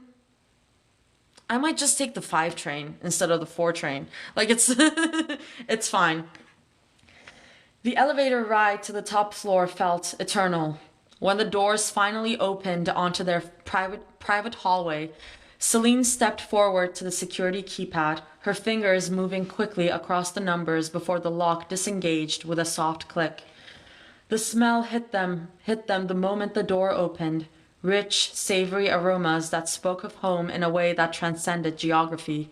Kimchi jjigae bubbling on the stove, the sweet and sour scent of tangsuyuk, the comforting smell of freshly steamed rice, the kind of Korean comfort food served in university cafeterias and small restaurants near schools, the meals that meant someone cared enough to cook for you guys. Unfortunately, my mind has been rotten, and whenever I see a mention of kimchi jjigae, it was kimchi jjigae, right? Whenever I see a mention of kimchi jjigae, I think about if y'all know what fic I'm talking about, I think about that one fic. I'm not gonna say the name because I mentioned it on live before. But I do think about that fic. Why can't you just be home, RDGs? Well, it's a struggle. Anyway. Zoe's eyes watered immediately, not from sadness, but from recognition so deep it bypassed her conscious mind and went straight to her heart.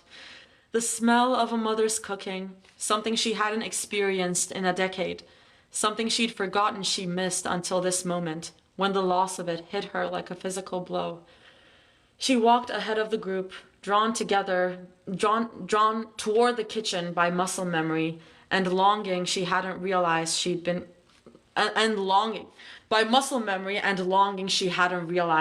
carrying. Guys, cold reading is hard. Each step brought the aroma stronger, more distinct. Doenjang jjigae with just the right amount of tofu, the way her mother used to make it when Zoe was small and sick. Please tell me that her mother is there. Kimchi that had been fermented to perfect sourness. Rice that smelled like comfort itself.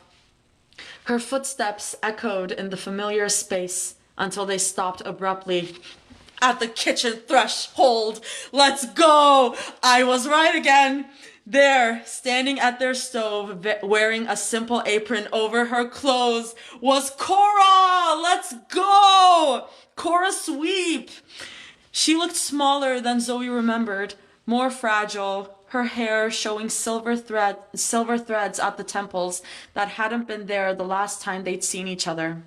The years had marked her face with lines of worry and sleepless nights, but she moved around the kitchen with the same quiet efficiency Zoe remembered from childhood, before the divorce, before everything had fractured and scattered them across continents. Cora was humming softly, an old lullaby Zoe recognized from when she was very young, from before the fighting started, from when her mother's voice had been the safest sound in the world. The sound stopped when Cora sensed someone watching her. She turned slowly, quickly reaching over to turn off the burner under the jjigae before facing the kitchen threshold, and their eyes met across the kitchen. For a moment, neither of them moved. Over a year, that's how long it had been since they'd seen each other face to face. Zoe had made excuses, schedules, commitments, the endless demands of idle life that made it easy to avoid the difficult conversations, the guilt, the distance that had grown between them. She'd been a coward, too afraid to face her mother's worry, too caught up in her career to bridge the gap that had opened after she'd become famous. Now, seeing the lines of worry on her mother's face, the silver in her hair, Zoe realized exactly what her avoidance had cost them both. I believe that is 엄마 in Hangul. So, 엄마, Zoe whispered, the word barely audible. Mom. Cora's face crumpled slightly before she composed herself, her natural instinct to be strong for her daughter warring with the overwhelming relief of seeing her alive and whole. She set down the wooden spoon she'd been holding, her hands trembling as she took a step forward. Jiwon, she breathed, using Zoe's Korean name like a prayer.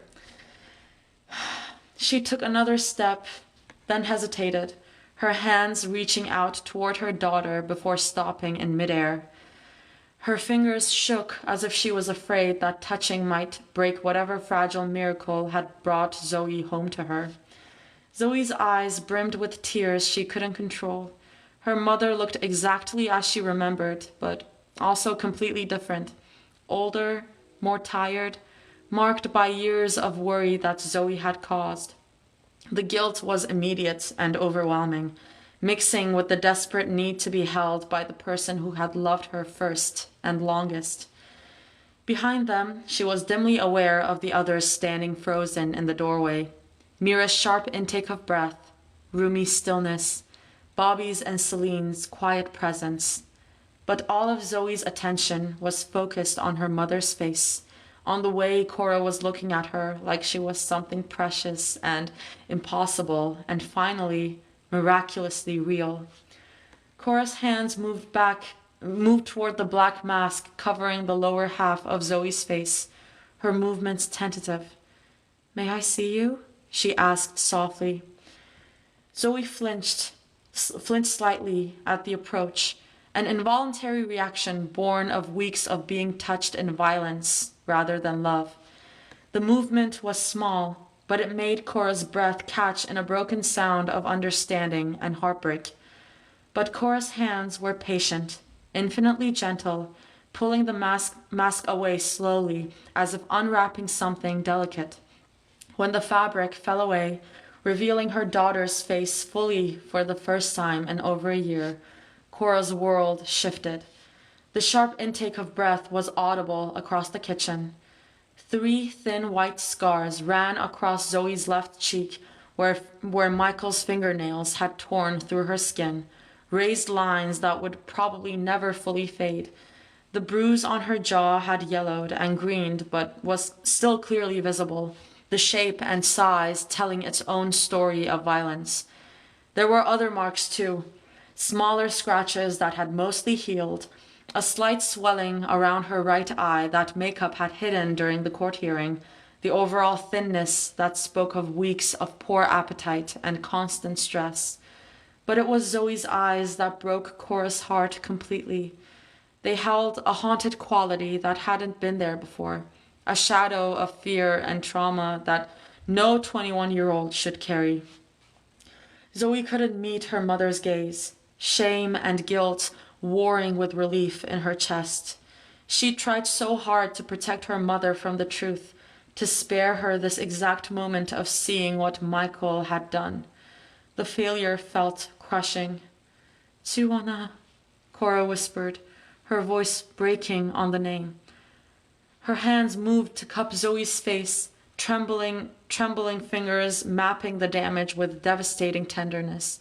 She traced the scar so lightly it was barely a touch, her thumbs brushing away tears that had started falling without Zoe's permission. My daughter, please let me see, she murmured, lifting Zoe's chin until their eyes met. When Cora speaks, she always speaks in Korean. I'm reading it in English. When their gazes connected, when Cora saw the full weight of what her child had endured reflected in her eyes, her composure finally broke. Oh, my baby, what did he do to you? The words came out as barely a whisper, but they carried the weight of a mother's worst nightmares confirmed.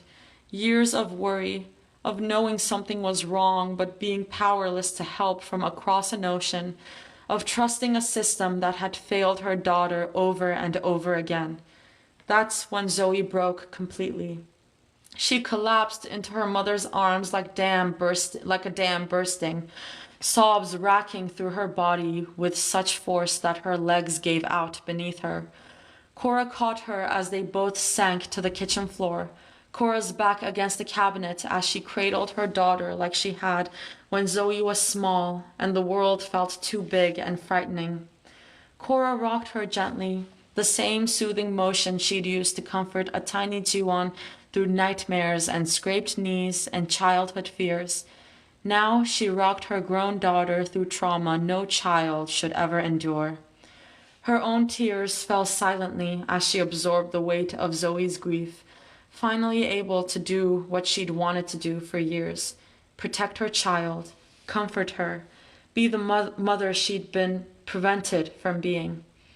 My baby, my Jiwon, you're okay. You're safe now, she whispered into Zoe's hair. Mom, I'm sorry. Mom, I'm so sorry. Zoe sobbed against her mother's shoulder. Why are you sorry? This isn't your fault, Cora said fiercely, pulling back just enough to look at her daughter's face. But Zoe kept crying, kept apologizing, the words spilling out between gasping sobs. I'm sorry for not telling you, for trying to handle it alone, for making you worry. No, I'm the one who's sorry. I'm sorry I couldn't protect you, Cora said, holding her tighter. Behind them, the others had stepped back from the kitchen threshold, giving mother and daughter the privacy they needed for this reunion. Mira pressed herself against the hallway wall, tears streaming down her face as she watched. Rumi stood motionless, wiping her eyes every time a tear threatened to fall. Bobby had turned completely away, while Celine quietly gestured for everyone to give them space, though she remained close enough to keep her eye on everyone. This was what they'd fought for. This moment, this safety, this unconditional love that had been waiting patiently, that had been waiting patiently across an ocean for Zoe to come home. Mom is here. Mom is here now. You will never be alone again, Cora continued, rocking her daughter gently. Zoe clung to her mother like she was drowning, and Cora was the only solid thing in the world. The familiar scent of her mother's perfume, the sound of her voice speaking Korean with an accent of home, the feeling of being held by someone who loved her without condition or expectation. It was everything she'd been missing without even realizing it. You've come home, Cora whispered, the words a promise and a benediction. And for the first time in years, surrounded by the smell of her mother's cooking and wrapped in arms that had comforted her through childhood nightmares, Zoe finally felt safe. The penthouse, their apartment, Seoul itself, all of it paled in comparison to this. Home wasn't a place. It was this moment, this embrace, this woman who had loved her first and would love her last, no matter what scars she carried or what damage had been done. It's okay, it's okay, Cora murmured, the words a gentle mantra. The doenjang jjigae would need reheating. The tangsuyuk was probably getting cold. There would be questions to answer, wounds to tend, a life to rebuild piece by piece. But for now, there was just this. Her mother's arms, the familiar Korean comforts whispered against her hair, and the simple, profound comfort of being someone's daughter again. Gonna read the notes too. I'm flooded with people who tell me that this story of mine has become a comfort fic for them. Thank you all, and I hope I continue to do the story justice. As usual, don't hesitate to scream at me in the comments below or on Twitter. I appreciate you all. I will say this. If I read this yesterday, I would be bawling. Guys, I cried like 5 times yesterday. I think I am exhausted, and that's why I'm not crying right now. But I would be.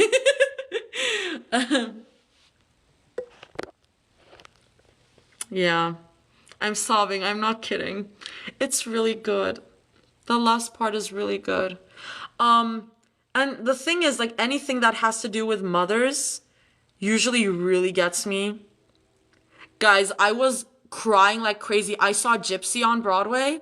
I was crying like a baby. Like, mothers do get me usually. Sobbing like I've already read this, but damn. Same Artie.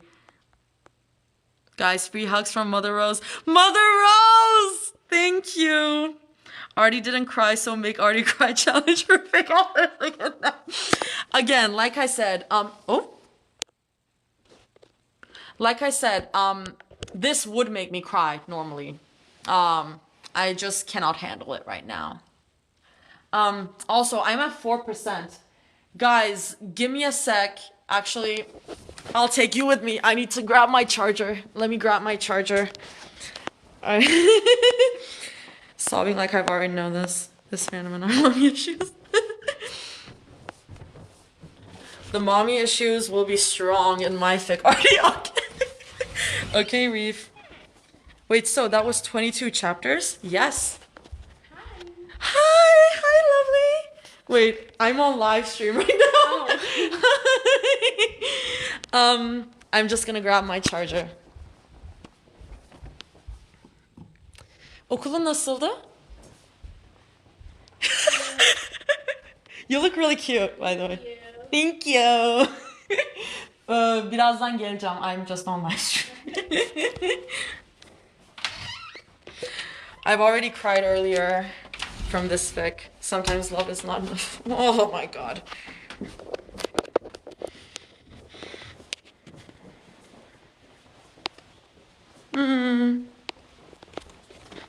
Sorry, I'm just gonna... I have like a weird ass setup. I'm gonna plug this. Oh, come on. Go through. Please go through. Thank you. Artie is adorable. Thank you, E. I think you're adorable. Even though I'm I'm gonna say this, when I first heard your voice, I thought you sounded so cutie pie. Yeah. Okay. Okay, time for fluff, guys. Time for fluff, guys. No, I was barely awake. Nah, girl, it's all good. I slept 6 hours last night. So, like, I understand. Let's pull this up. Find us in the tempo, baby. Wait, actually, I'm gonna check. Okay, so our little loaded rivalry was the last one. Oh, the beach one. You said the beach one was really good.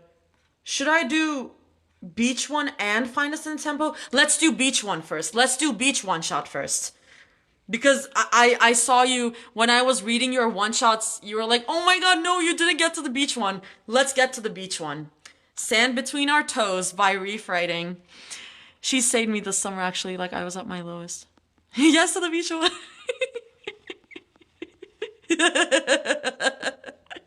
Reef, would you like to join? Reef, would you like to join?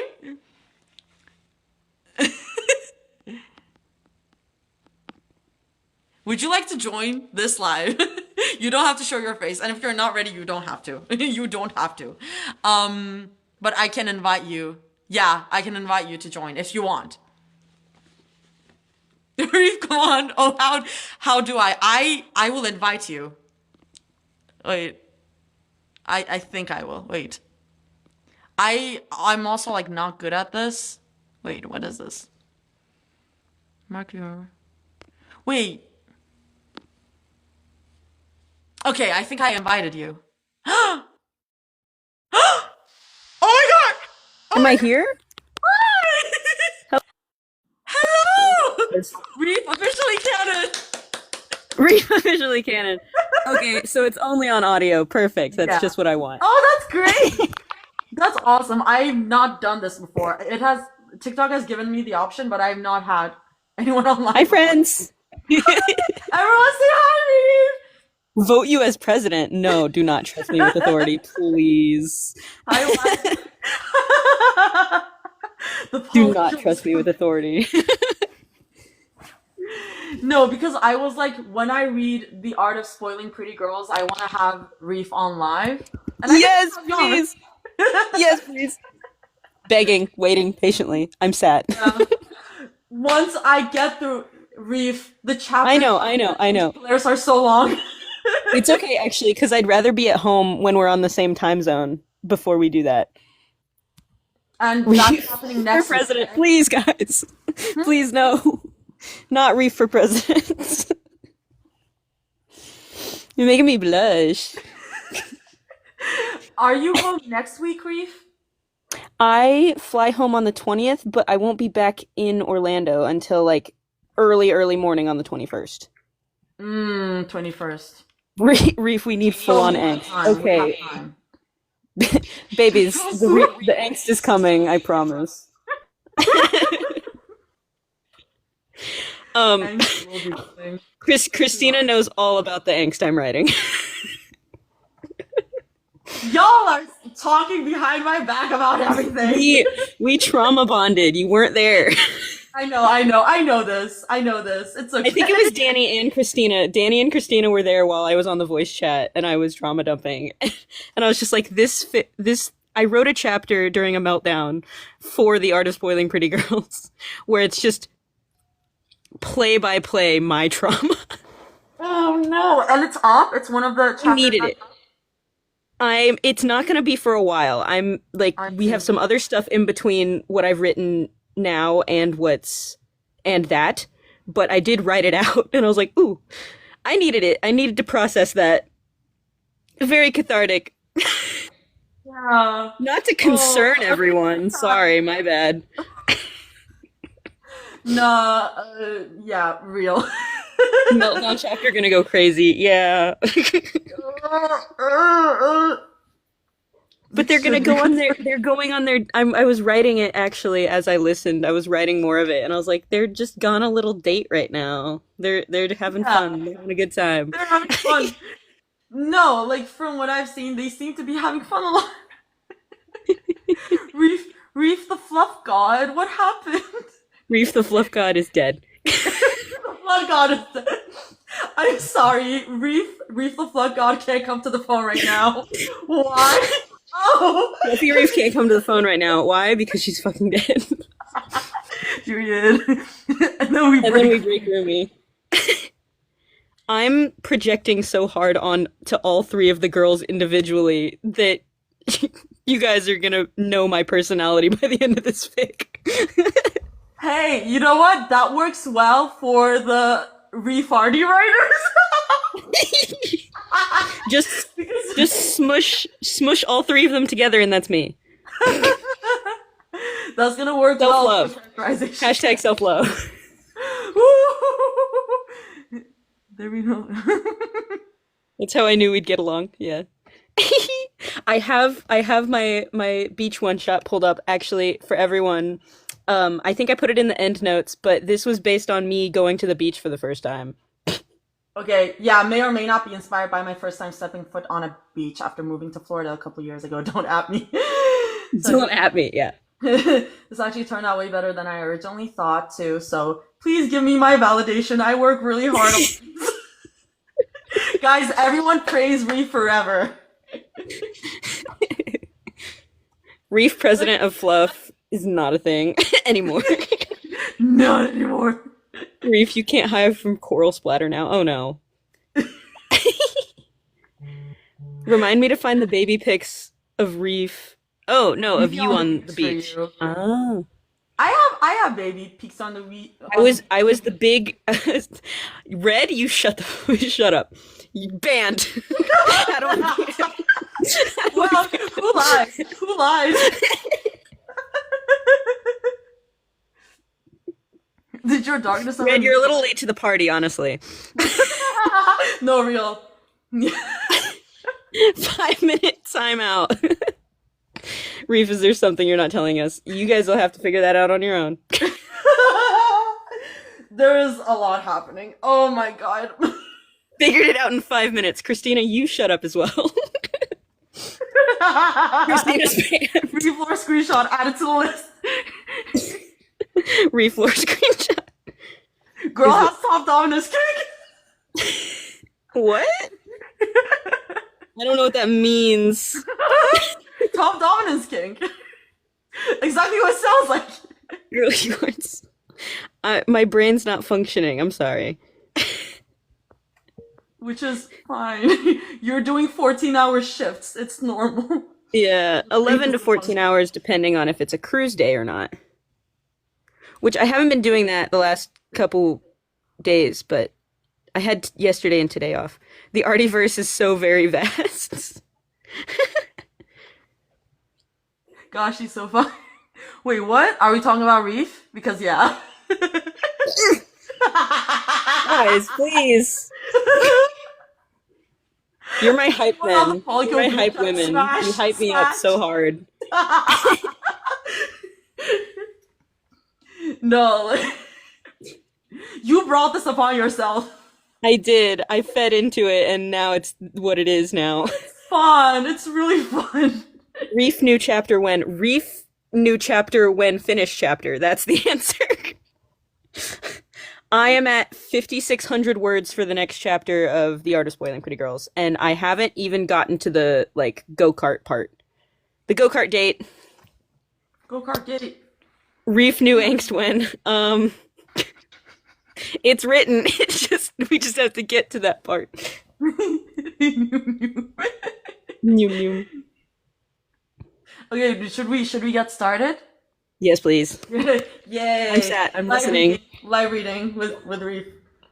Zoe decides Rumi has to experience the beach even if she isn't originally willing. So this is basically like bathhouse but beach version, I guess. Okay. We can come back another day, Rumi tried to argue, her exhaustion lighting up every ounce of her being. I wanted to sleep. Nuh-uh, Zoe whined, turning around from the front seat. Rumi, you've never been to a beach? It's a crime. We are stopping to let you have this very important experience. 5 minutes tops. You can sleep on the way back to the hotel. But we don't even... Rumi sighed. There wasn't any point arguing with Zoe when she decided on something as important as this. I thought you were gonna take me with, like, a plan. Where would we have time to enjoy it? Sunbathing? Sand building? Water stuff? Wow, Rumi's so articulate. Mira chuckled. Shut up! It's not my fault you thought being in a car for several hours was a good idea. I'm tired. Her annoyance shone through again, and she leaned her head back against the headrest. You two owe me a Rumi sandwich cuddle tonight for my woes. Forever. Yes. Rumi sandwich confirmed. Rumi sandwich confirmed. Of course, baby, Zoe murmured, a fake pout at her lips. All the cuddles. Patronizing me, she grumbled. Both her girlfriends laugh. Seriously though, you haven't been driving. How are you tired? I can't sleep in a car. It's too loud, too mobile, too bumpy. She opened her eyes again to meet Mira's in the rearview mirror. I can't function like this. Indulge Zoe for literally 5 seconds, baby. Then we will go straight to the hotel and you can crash, okay? With the tightest roomy sandwich ever. The taller girl reached back over the center console to grab at Rumi's hand. You can do it. I promise. She sighed loudly, openly sharing her annoyance, but leaned to look out the window again as they navigated through street after street. Getting closer, and slowly they began to see guys with surfboards, girls with dogs, families with umbrellas, and beach-capable carts. She wrinkled her nose at the thought of so many people, but Mira kept driving until they pulled into a spot further north of the main beach, and both her girlfriends exited the car. Come on, come on, come on! Zoe bounced, tugging Rumi out with her and immediately dragging her toward a wooden ramp. I'm coming, Zoe. You don't have to drag me. Uh-huh, she muttered, not really listening. Ruby rolled her eyes but smiled softly as she is led across the creaky wooden walkway and over a small sand dune. She doesn't say anything as the water comes into view, but takes in what she can. There's a red wooden lifeguard tower just ahead to their right, a few umbrellas set up further down the beach to their left, and most importantly, no one except them as they approach the end of the walkway. Rumi paused, firm in her stance. Zoe, sand is going to get all up in my shoes. Then take them off. Barefoot is the way to go anyway. We can go tip our toes in the water. Zoe is already removing her own shoes and socks, stacking them neatly on the handrail and stepping into the sand. Her toes wiggled as she let out a laugh before turning around with that familiar bright smile and reaching out her hand for Rumi to take. As tired as she can't refuse that look on Zoe's face. She silently does the same, and despite her hesitance, steps onto the sand and tries not to whine about how it feels against her skin. It's not nearly as bad as walking around barefoot on a dirty floor, tiny dust and dirt particles sticking to your soles, but it isn't dissimilar. But Zoe is pulling her toward the water anyway, spouting off something about sea turtles laying eggs in the sand and how the babies race to the water to survive. She isn't completely tuned in to listening, but smiles despite herself at how happy Zoe was to be here. Mira is behind them, standing on the edge of the walkway, and a glance back at her only produces a small smile and a thumbs up from her other girlfriend, conspiring against her, both of them. Time Always conspiring. By the time they reach the water, Zoe is slowing, looking up at her. Ready? Don't make it sound so intense, it's just water. But Ruby hesitates, staring at the gently rising and lowering water. But Zoe's always been good at nudging her forward. The shorter girl turns, walking backward a few tiny steps, tugging gently. Rumi takes one step forward with her, tensing as the water rushes over her right foot. Zoe, why is it freezing? Shh, you get used to it. What? Come on, just like 3 more steps. This is so cold. I'm gonna lose a toe. No!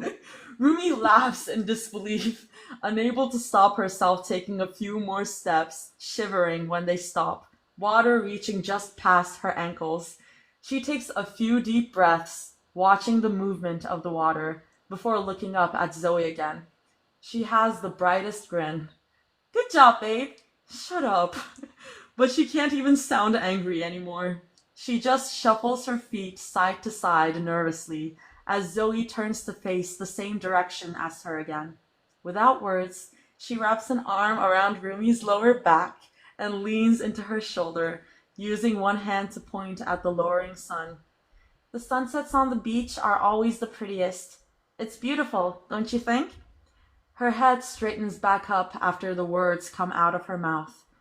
She watches the sun for a few seconds, but her eyes follow back on Zoe's arm and landing back on her side profile. freckles, a wide smile, sparkling eyes shining amber in the sun compared to their normal brown. Yeah, beautiful, she muttered, forcing herself to look back at the sky. But the sun didn't seem quite as bright as Zoe was. Tooth rotting fluff. Beautiful. They stood there, silent, watching, and letting the water lap at their shins for several minutes. Zoe once more leaning into Rumi's shoulder, the older girl focused on her breathing, the water, the light, and reflections. There was peace here. Then Zoe sighed, softly, with a loving feel to the sound. Okay, I've held you hostage long enough. We can go back to the car. Surprising herself, she nearly argued, but instead asked a question. Can we come back another day? Zoe's eyes crinkled as she turned back to Rumi. Of course, silly. Then the piece ended as Zoe's eyes widened as she began talking fast again. We can come back with my beach stuff. I have literally everything you could ever need for a grand beach adventure. Buckets, shovels, umbrellas, chairs, towels, frisbees, beach balls, even a boogie board. What is a boogie board? The smaller girl grasps her bicep tighter as they find their way back. Okay, as they find their way slowly back to Mira. A small performative gasp escaping her lips. A boogie board, Rumi? The board of boogie? Only the best thing invented for beachgoers too scared to actually surf. The tool of choice for battling waves and wiping out everyone under the age of 12. I love that Zoe always have beef with children. Great. What are you even talking about? She laughs, not daring to pull away from Zoe's grasp. You will see. Oh, I have to recruit you for my life's mission. I've never had willing participants. She went off on her ideas for sand sculpture before pausing to go off on another rant about what sand sculpting is, competitions she'd watched about it, and the tools she bought years ago for the specific purpose of trying it while never having anybody to help her attempt it. When, by the time they're standing next to Mira again, the dancer holding both sets of their shoes and falling into step with them as they walk back to the car, Rumi isn't really listening again, just switching her gaze from a rambling Zoe to a calm but content Mira. She doesn't even think about the sand between her toes. It's the chapter title. It's the chapter title. Very sweet. So sweet. When we moved to Florida, we drove it's like a 19-hour drive from where I grew up. And so we'd driven 11 hours that day and I was exhausted. And they were like, we're going to the beach. And I was like, please. I just want a bed. Good. But no, you know what? Couch can wait. Couch can wait if you're at the beach with your girlfriends. It's beautiful. And wait. We said we would do marching band. Marching band. What is going on in the chat? I love this so much. Thank you. We're reading my fics because I'm a special little guy. Reed is a special little guy. I'm just a little creature. Red, you need to... Red, your giggle is adorable. Thank you. Wait. Why is Florida such a massive state? Oh no. I'm good. Reef is a little creature. Okay. I am a little creature. Find us in the tempo is the next one. Yes. I'm going to do time check. 3:39. I don't think I'm going to take the 4 o'clock train. I need to talk about that later. I'm gonna text my aunt real quick. Family always disrupting my fics. Damn. Huh? Always disrupting my fics. Always. At least that one wasn't disrupted at all. That whole live was a fucking. That whole live was crazy. I was just like, come on. I'm so sorry. No, that live was cursed. That life was cursed. Very, very much so. Absolute knee slapper. What, the fic?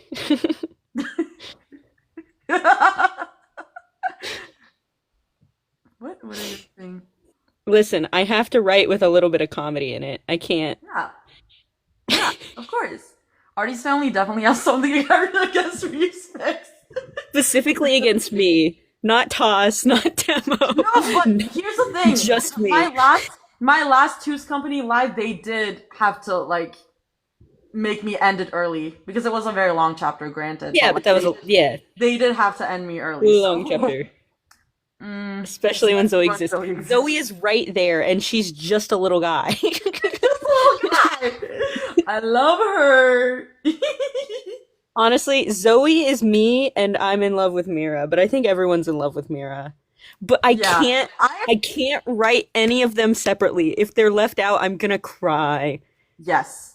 Reef was too busy being flirted with to do what? What are we talking about? Which day were we talking about? You have to be more specific.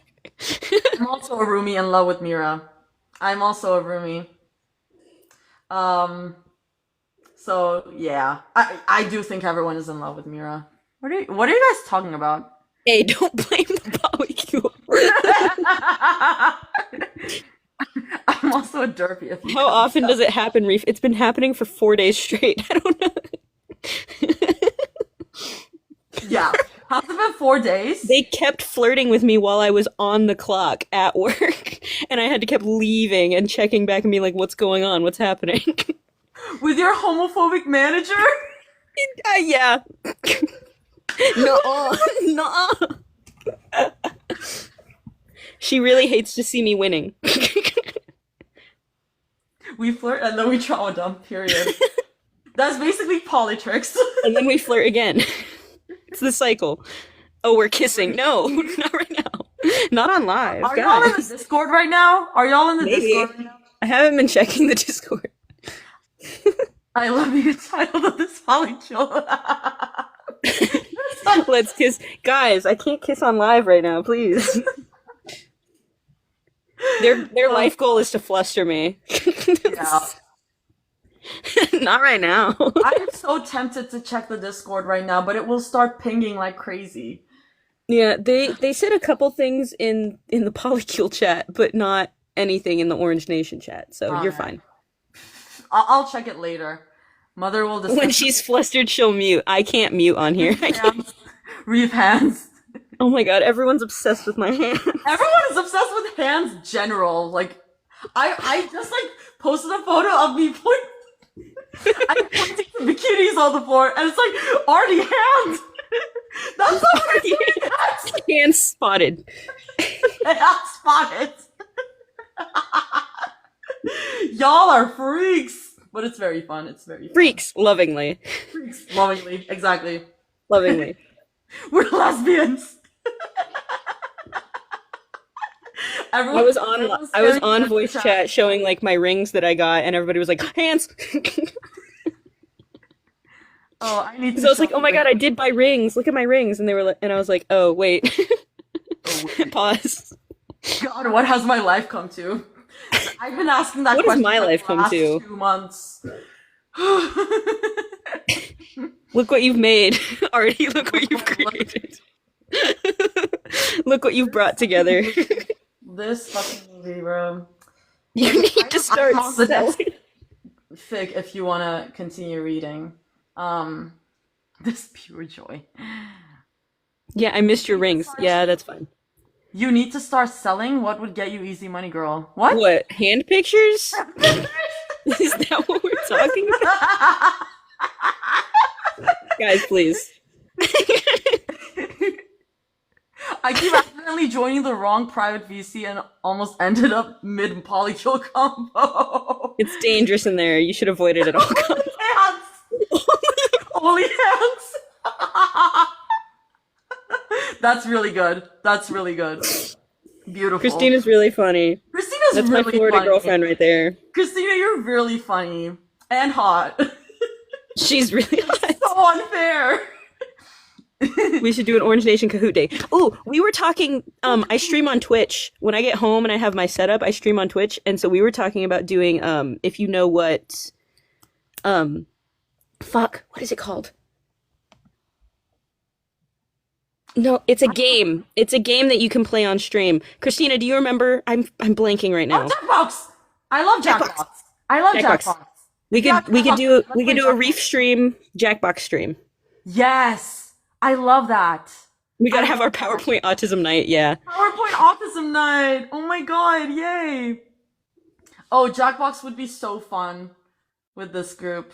It would get really chaotic, but in the best way. Yeah. No, my family, as we are speaking, are like moving everything around the house, and they're like, "We're gonna make you a little corner for your streaming stuff." And I was like, "Oh, That's very sweet. Danny has her topic ready. Danny has her topic ready." Do you guys know the Jackbox game where it is PowerPoint presentation night? Because I think we would have a great time with that. I didn't know Jackbox had PowerPoint presentation night. I forget what it's called. Jackbox. Whenever I play Jackbox, I do the one where what is Talking points. It's called talking points, and everybody gets a topic that is created by someone else, and then you have to go through a slideshow, Oh, I see. and you have someone as your assistant giving you pictures to like. Oh, It's really fun. Oh, yeah. It's really fun. Get the concept. Yes. I think we'd have a great time with that one specifically. TKO. I keep TKO is pretty fun. what is it called? Quiplash. That's the one I keep playing. Quiplash is the one that everybody knows. Yeah. Yeah, I'm very bad at it. I am not that witty when I'm like playing Quiplash. It's hard. But it's Anyway. fun. Anyway, sorry. Anyway. We have a victory. It's 3:47 p.m. time check. Okay. Marching Band AU. Rumi royally fucks up, but the girls understand the pressure she's under. Beautiful. The theme for this was high school for Polytricks Week. Snippet of perhaps a future AU I want to write. Do you still have that idea? Yes, I do. Okay. Yes, I do. I have 4 thick AUs sitting in my I'll show you my ellipses. Oh my god. ellipsis. I have 4 AUs sitting in my ellipsis waiting. I am going to have to do a Nice. poll to decide which one comes next. I'm not showing what it is, but I'm writing something. I fell for the ellipsis propaganda from Reef. Here, guys, you can see Tyrone. How about that? Or not. Oh I don't my know god, what this Tyrone! thing If you wanna. How does this work? I don't know. I've never had anyone on. Oh my god. Tyrone! Tyrone! Yay! He's sitting with me while I was writing. Beautiful. Beautiful. Hi, Tyrone. Cutie pie. He's just a little guy. Just a little guy. I got him for free. I picked him up. Derpy fake and edit requests. Okay. Okay, I'm gonna read this, y'all. Okay. Okay. Here we go. Rumi can't breathe. The uniform is too tight. The hat stuck to her head, suffocating. She rounds the bleachers with gasping breaths, ripping at her carefully put together appearance. Why would she do that? Why did she speak that way? In front of everyone. She's collapsing on the other side of the snack booth before she knows what she's doing. Hands clawing at her chest, pulling at the buttons holding her jacket on. She doesn't hear anything. Oh, this one is with the panic attack warning. Yes. Yes, panic attack warning. She doesn't hear It's like anything. mild. It's nothing crazy, I think. Uh-huh. She doesn't hear anything but her own heartbeat in her ears. I should read the tags. I really should. But I just go into it. I always add goofy little tags right at the end of all my tags. Let me go. Okay. Drum major Rumi, saxophone Zoe, color guard Mira. Mira is deaf percussion trust.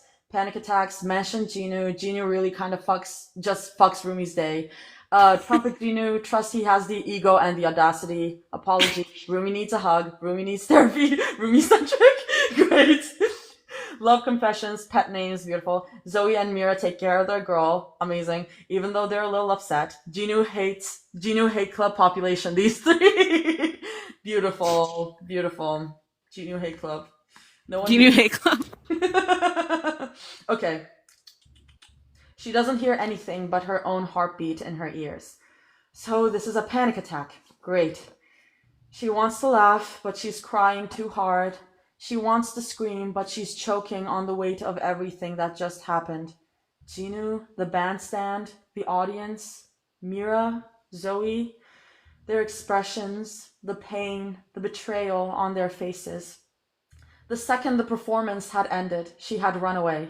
She couldn't look at anyone. Couldn't get the awful feeling of Genu's lips out of her head. It wasn't supposed to be like that. He wasn't supposed to do that. It was supposed to be pretend. It wasn't supposed to be real. Oh, what is going on? Her eyes shut tight as she finally popped the last button on her uniform, able to wiggle out of the jacket and toss it next to her on the grass. She was sweating buckets, the night's air chilling her heated skin. She shivered, and then she heard their voices, soft but urgent, worried hints of anger. Zoe, Mira. Fuck. How was she supposed to look at them? After everything, what was she supposed to say? Her breathing stuttered again, and she leaned forward, several noises escaping her throat in a mix of frustration and helplessness. Tears burned at her cheeks. She wasn't coming back from this. It changed everything. Genu ruined everything. The voices got closer, and she sobbed uncontrollably into the air. Silence for a moment before suddenly warm hands were on her shoulders. Soft, reassuring words spoken into her space. She couldn't comprehend them, but they were there, and she hated how much it helped. She didn't deserve it. She sobbed again, and one of the two tugged them into her shoulder. The scratchiness of the uniform made her connect that it was Zoe, quickly corroborated by the faint smell of that flowery body wash she knew the smaller girl used. The hands on her other shoulder were tense, but rubbed firm circles into her skin. Mira, undoubtedly. Her hands were rougher, fingers longer, and moving with more intention than Zoe's ever did. After several minutes, she finally started to understand the murmured words, mostly Zoe's, while Mira maintained a staunch silence. You're okay, Rue. Is that Zoe? I guess. Yeah. You're okay, Rue. You've got it. In and out. Breathe. Do a 4 count in. She tapped a steady tempo into her shoulder, inhaling. 6 count out. The same process, but slightly slower. Her voice was so soft, and Rumi liked following instructions, so she tried to breathe, followed the steady tapping as a guide, but she still inhaled shakily after every few attempts, tears still spilling. She wished she could just dissipate, delete herself from this existence so she didn't have to feel everything she felt. Not in a way that she would act on, but just a silent plea for the universe to make it so she never existed. Rumi, come back to us. Mira spoke, firm but with a tinge of worry. Stay with us, princess. She choked, leaning more into Zoe, shoulders shaking. Zoe was petting at her head now. Shh, Rue, we are here. Just us. No one else. Breathe, sweetheart. Sweetheart. She'd never called her that. They had both been flirting with her relentlessly, yes, but never had Zoe called her a pet name. And the worst part? It sounded genuine, like it was natural off her tongue, to comfort Rumi with love she didn't deserve, to call her sweet after all the shit she pulled. I'm sorry, she managed, voice raw from crying. I'm so sorry. They didn't respond, just kept with their grounding touches, while she stumbled a bit, shakily breathing again and trying to form the words.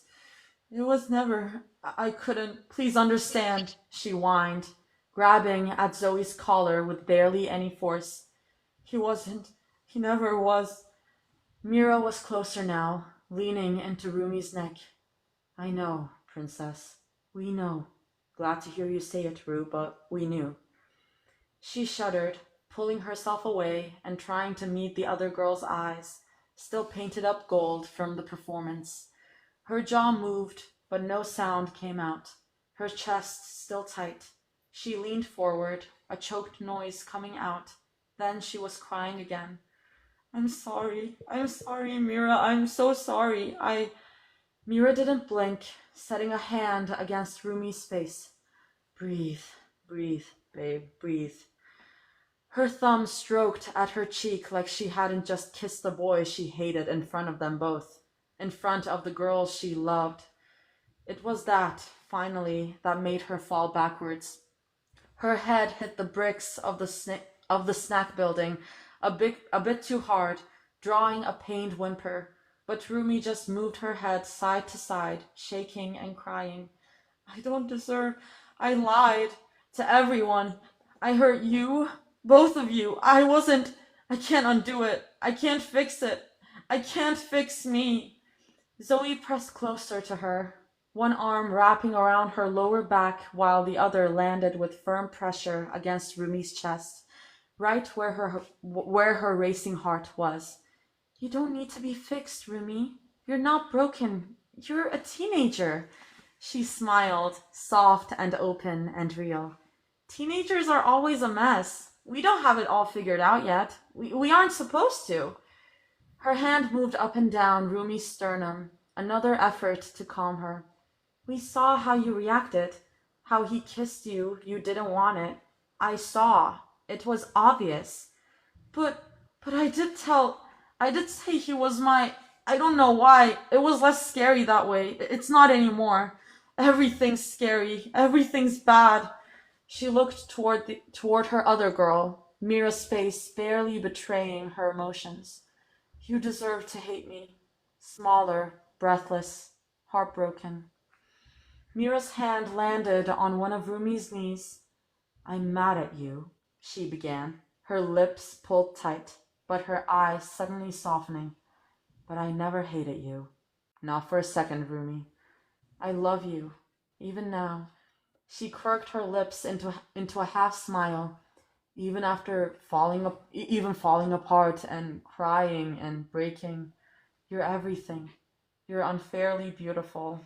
Oh, Reef. She hesitated. Sorry. She hesitated, then moved to bump their foreheads together. Yeah, I'm angry. Angry that prick stole the kiss from you. Our kiss. But hate you?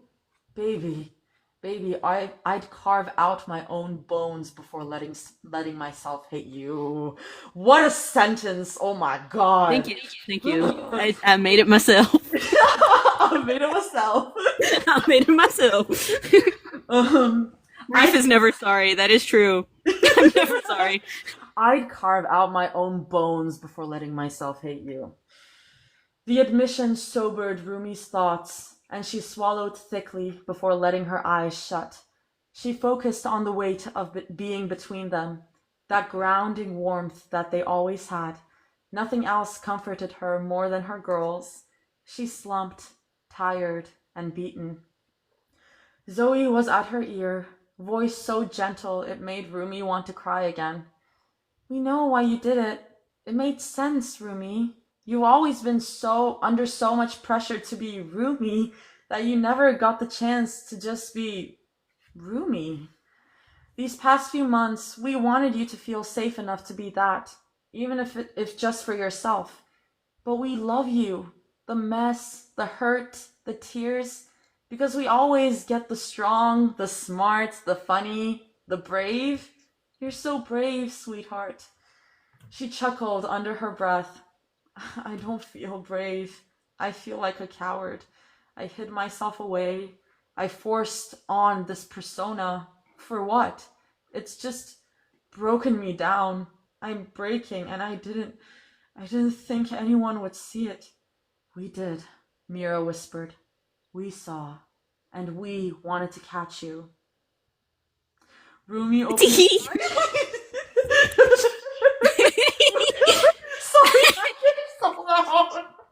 Me trying to stay silent while you're reading is like... Biting biting my lip like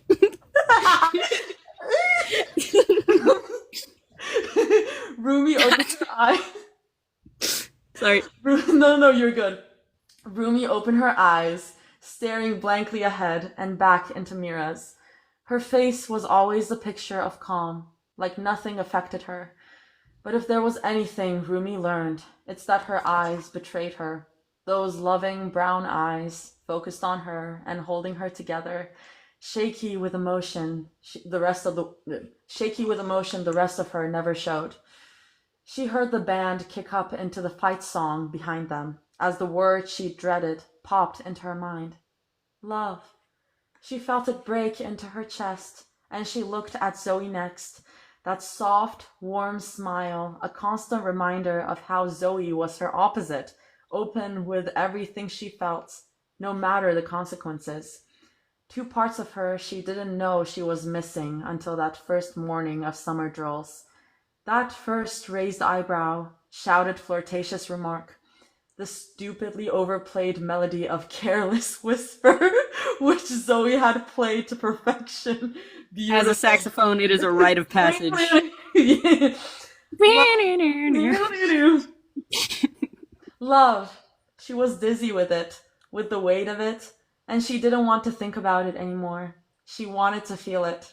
She didn't hesitate to turn and crash herself into Mira, a surprised gasp meeting her there. But Mira wasn't afraid, only shocked.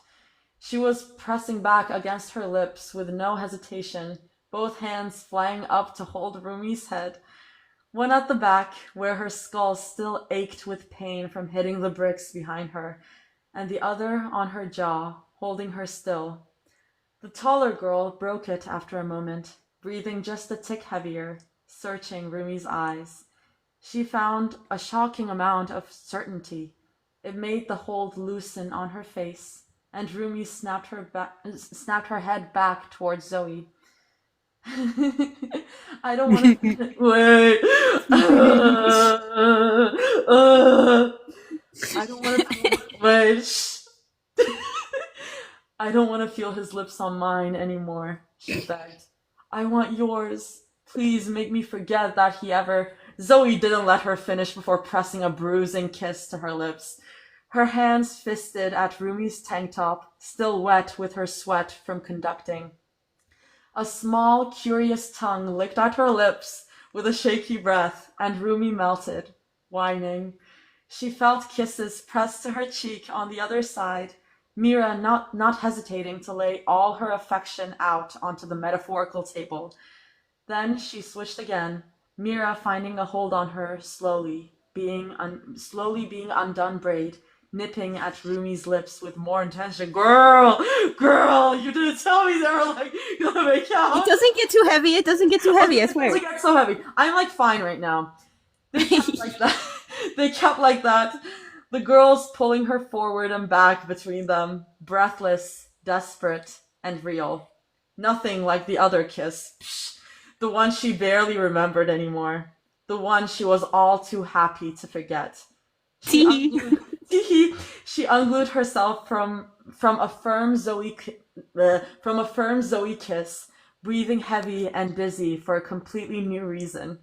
The girls stopped, hands unconsciously meeting each other against Rumi's still pounding heart. They allowed her a moment, and when her eyes opened again, Zoe spoke first. You're ours. Soft, possessive, but not out of lust.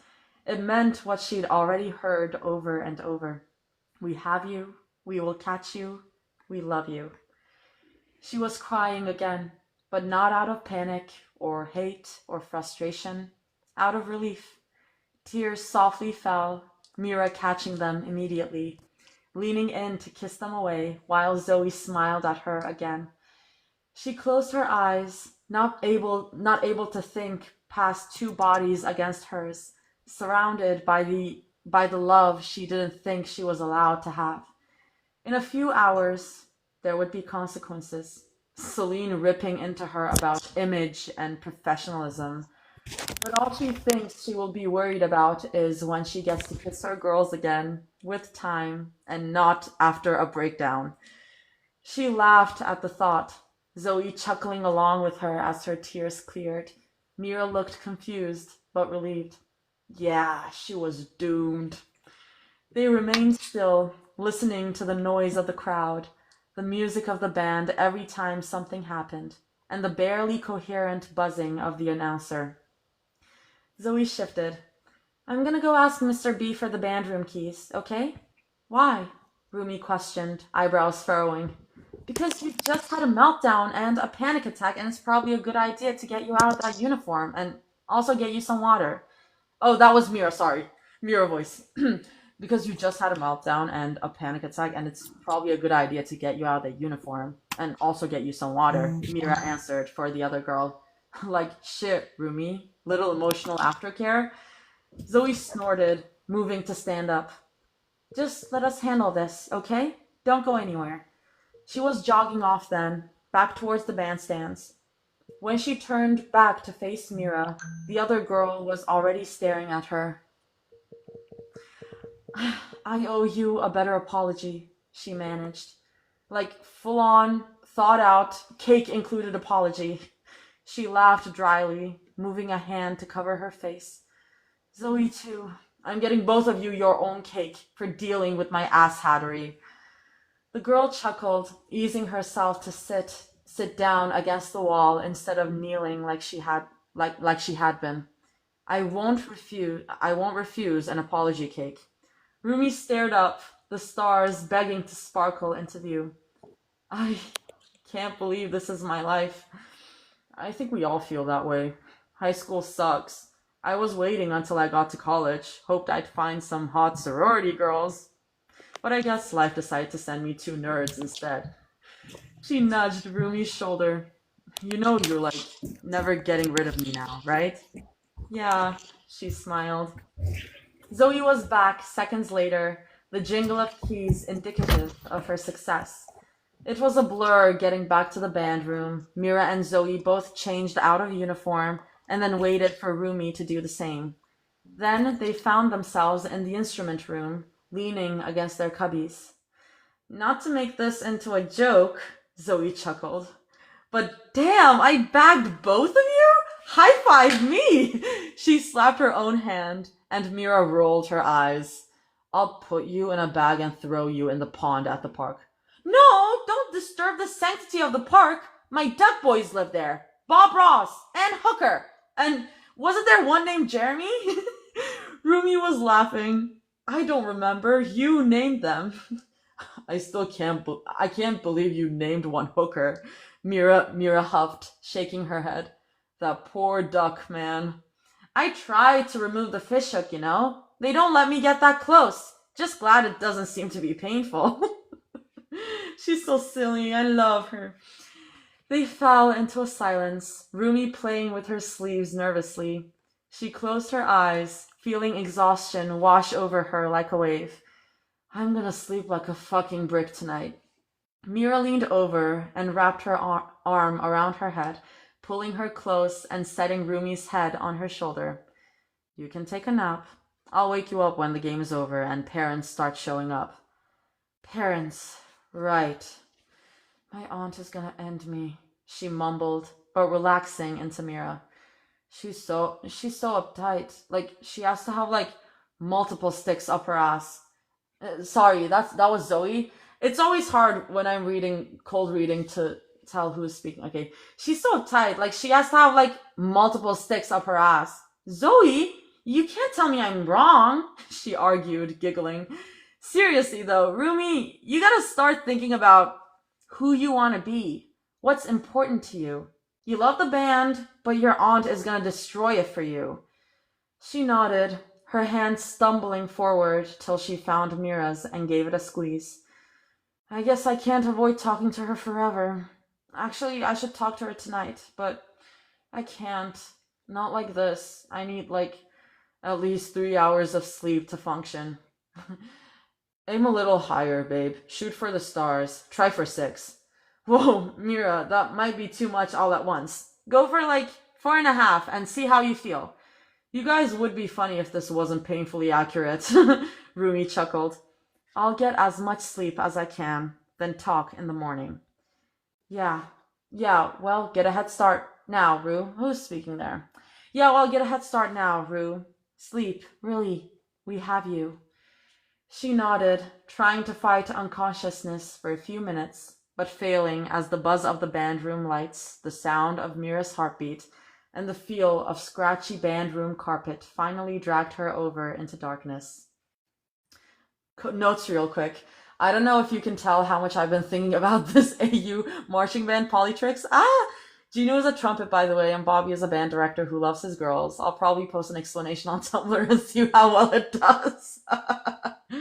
No, it's very cute. It's very sweet. Yeah. Meh.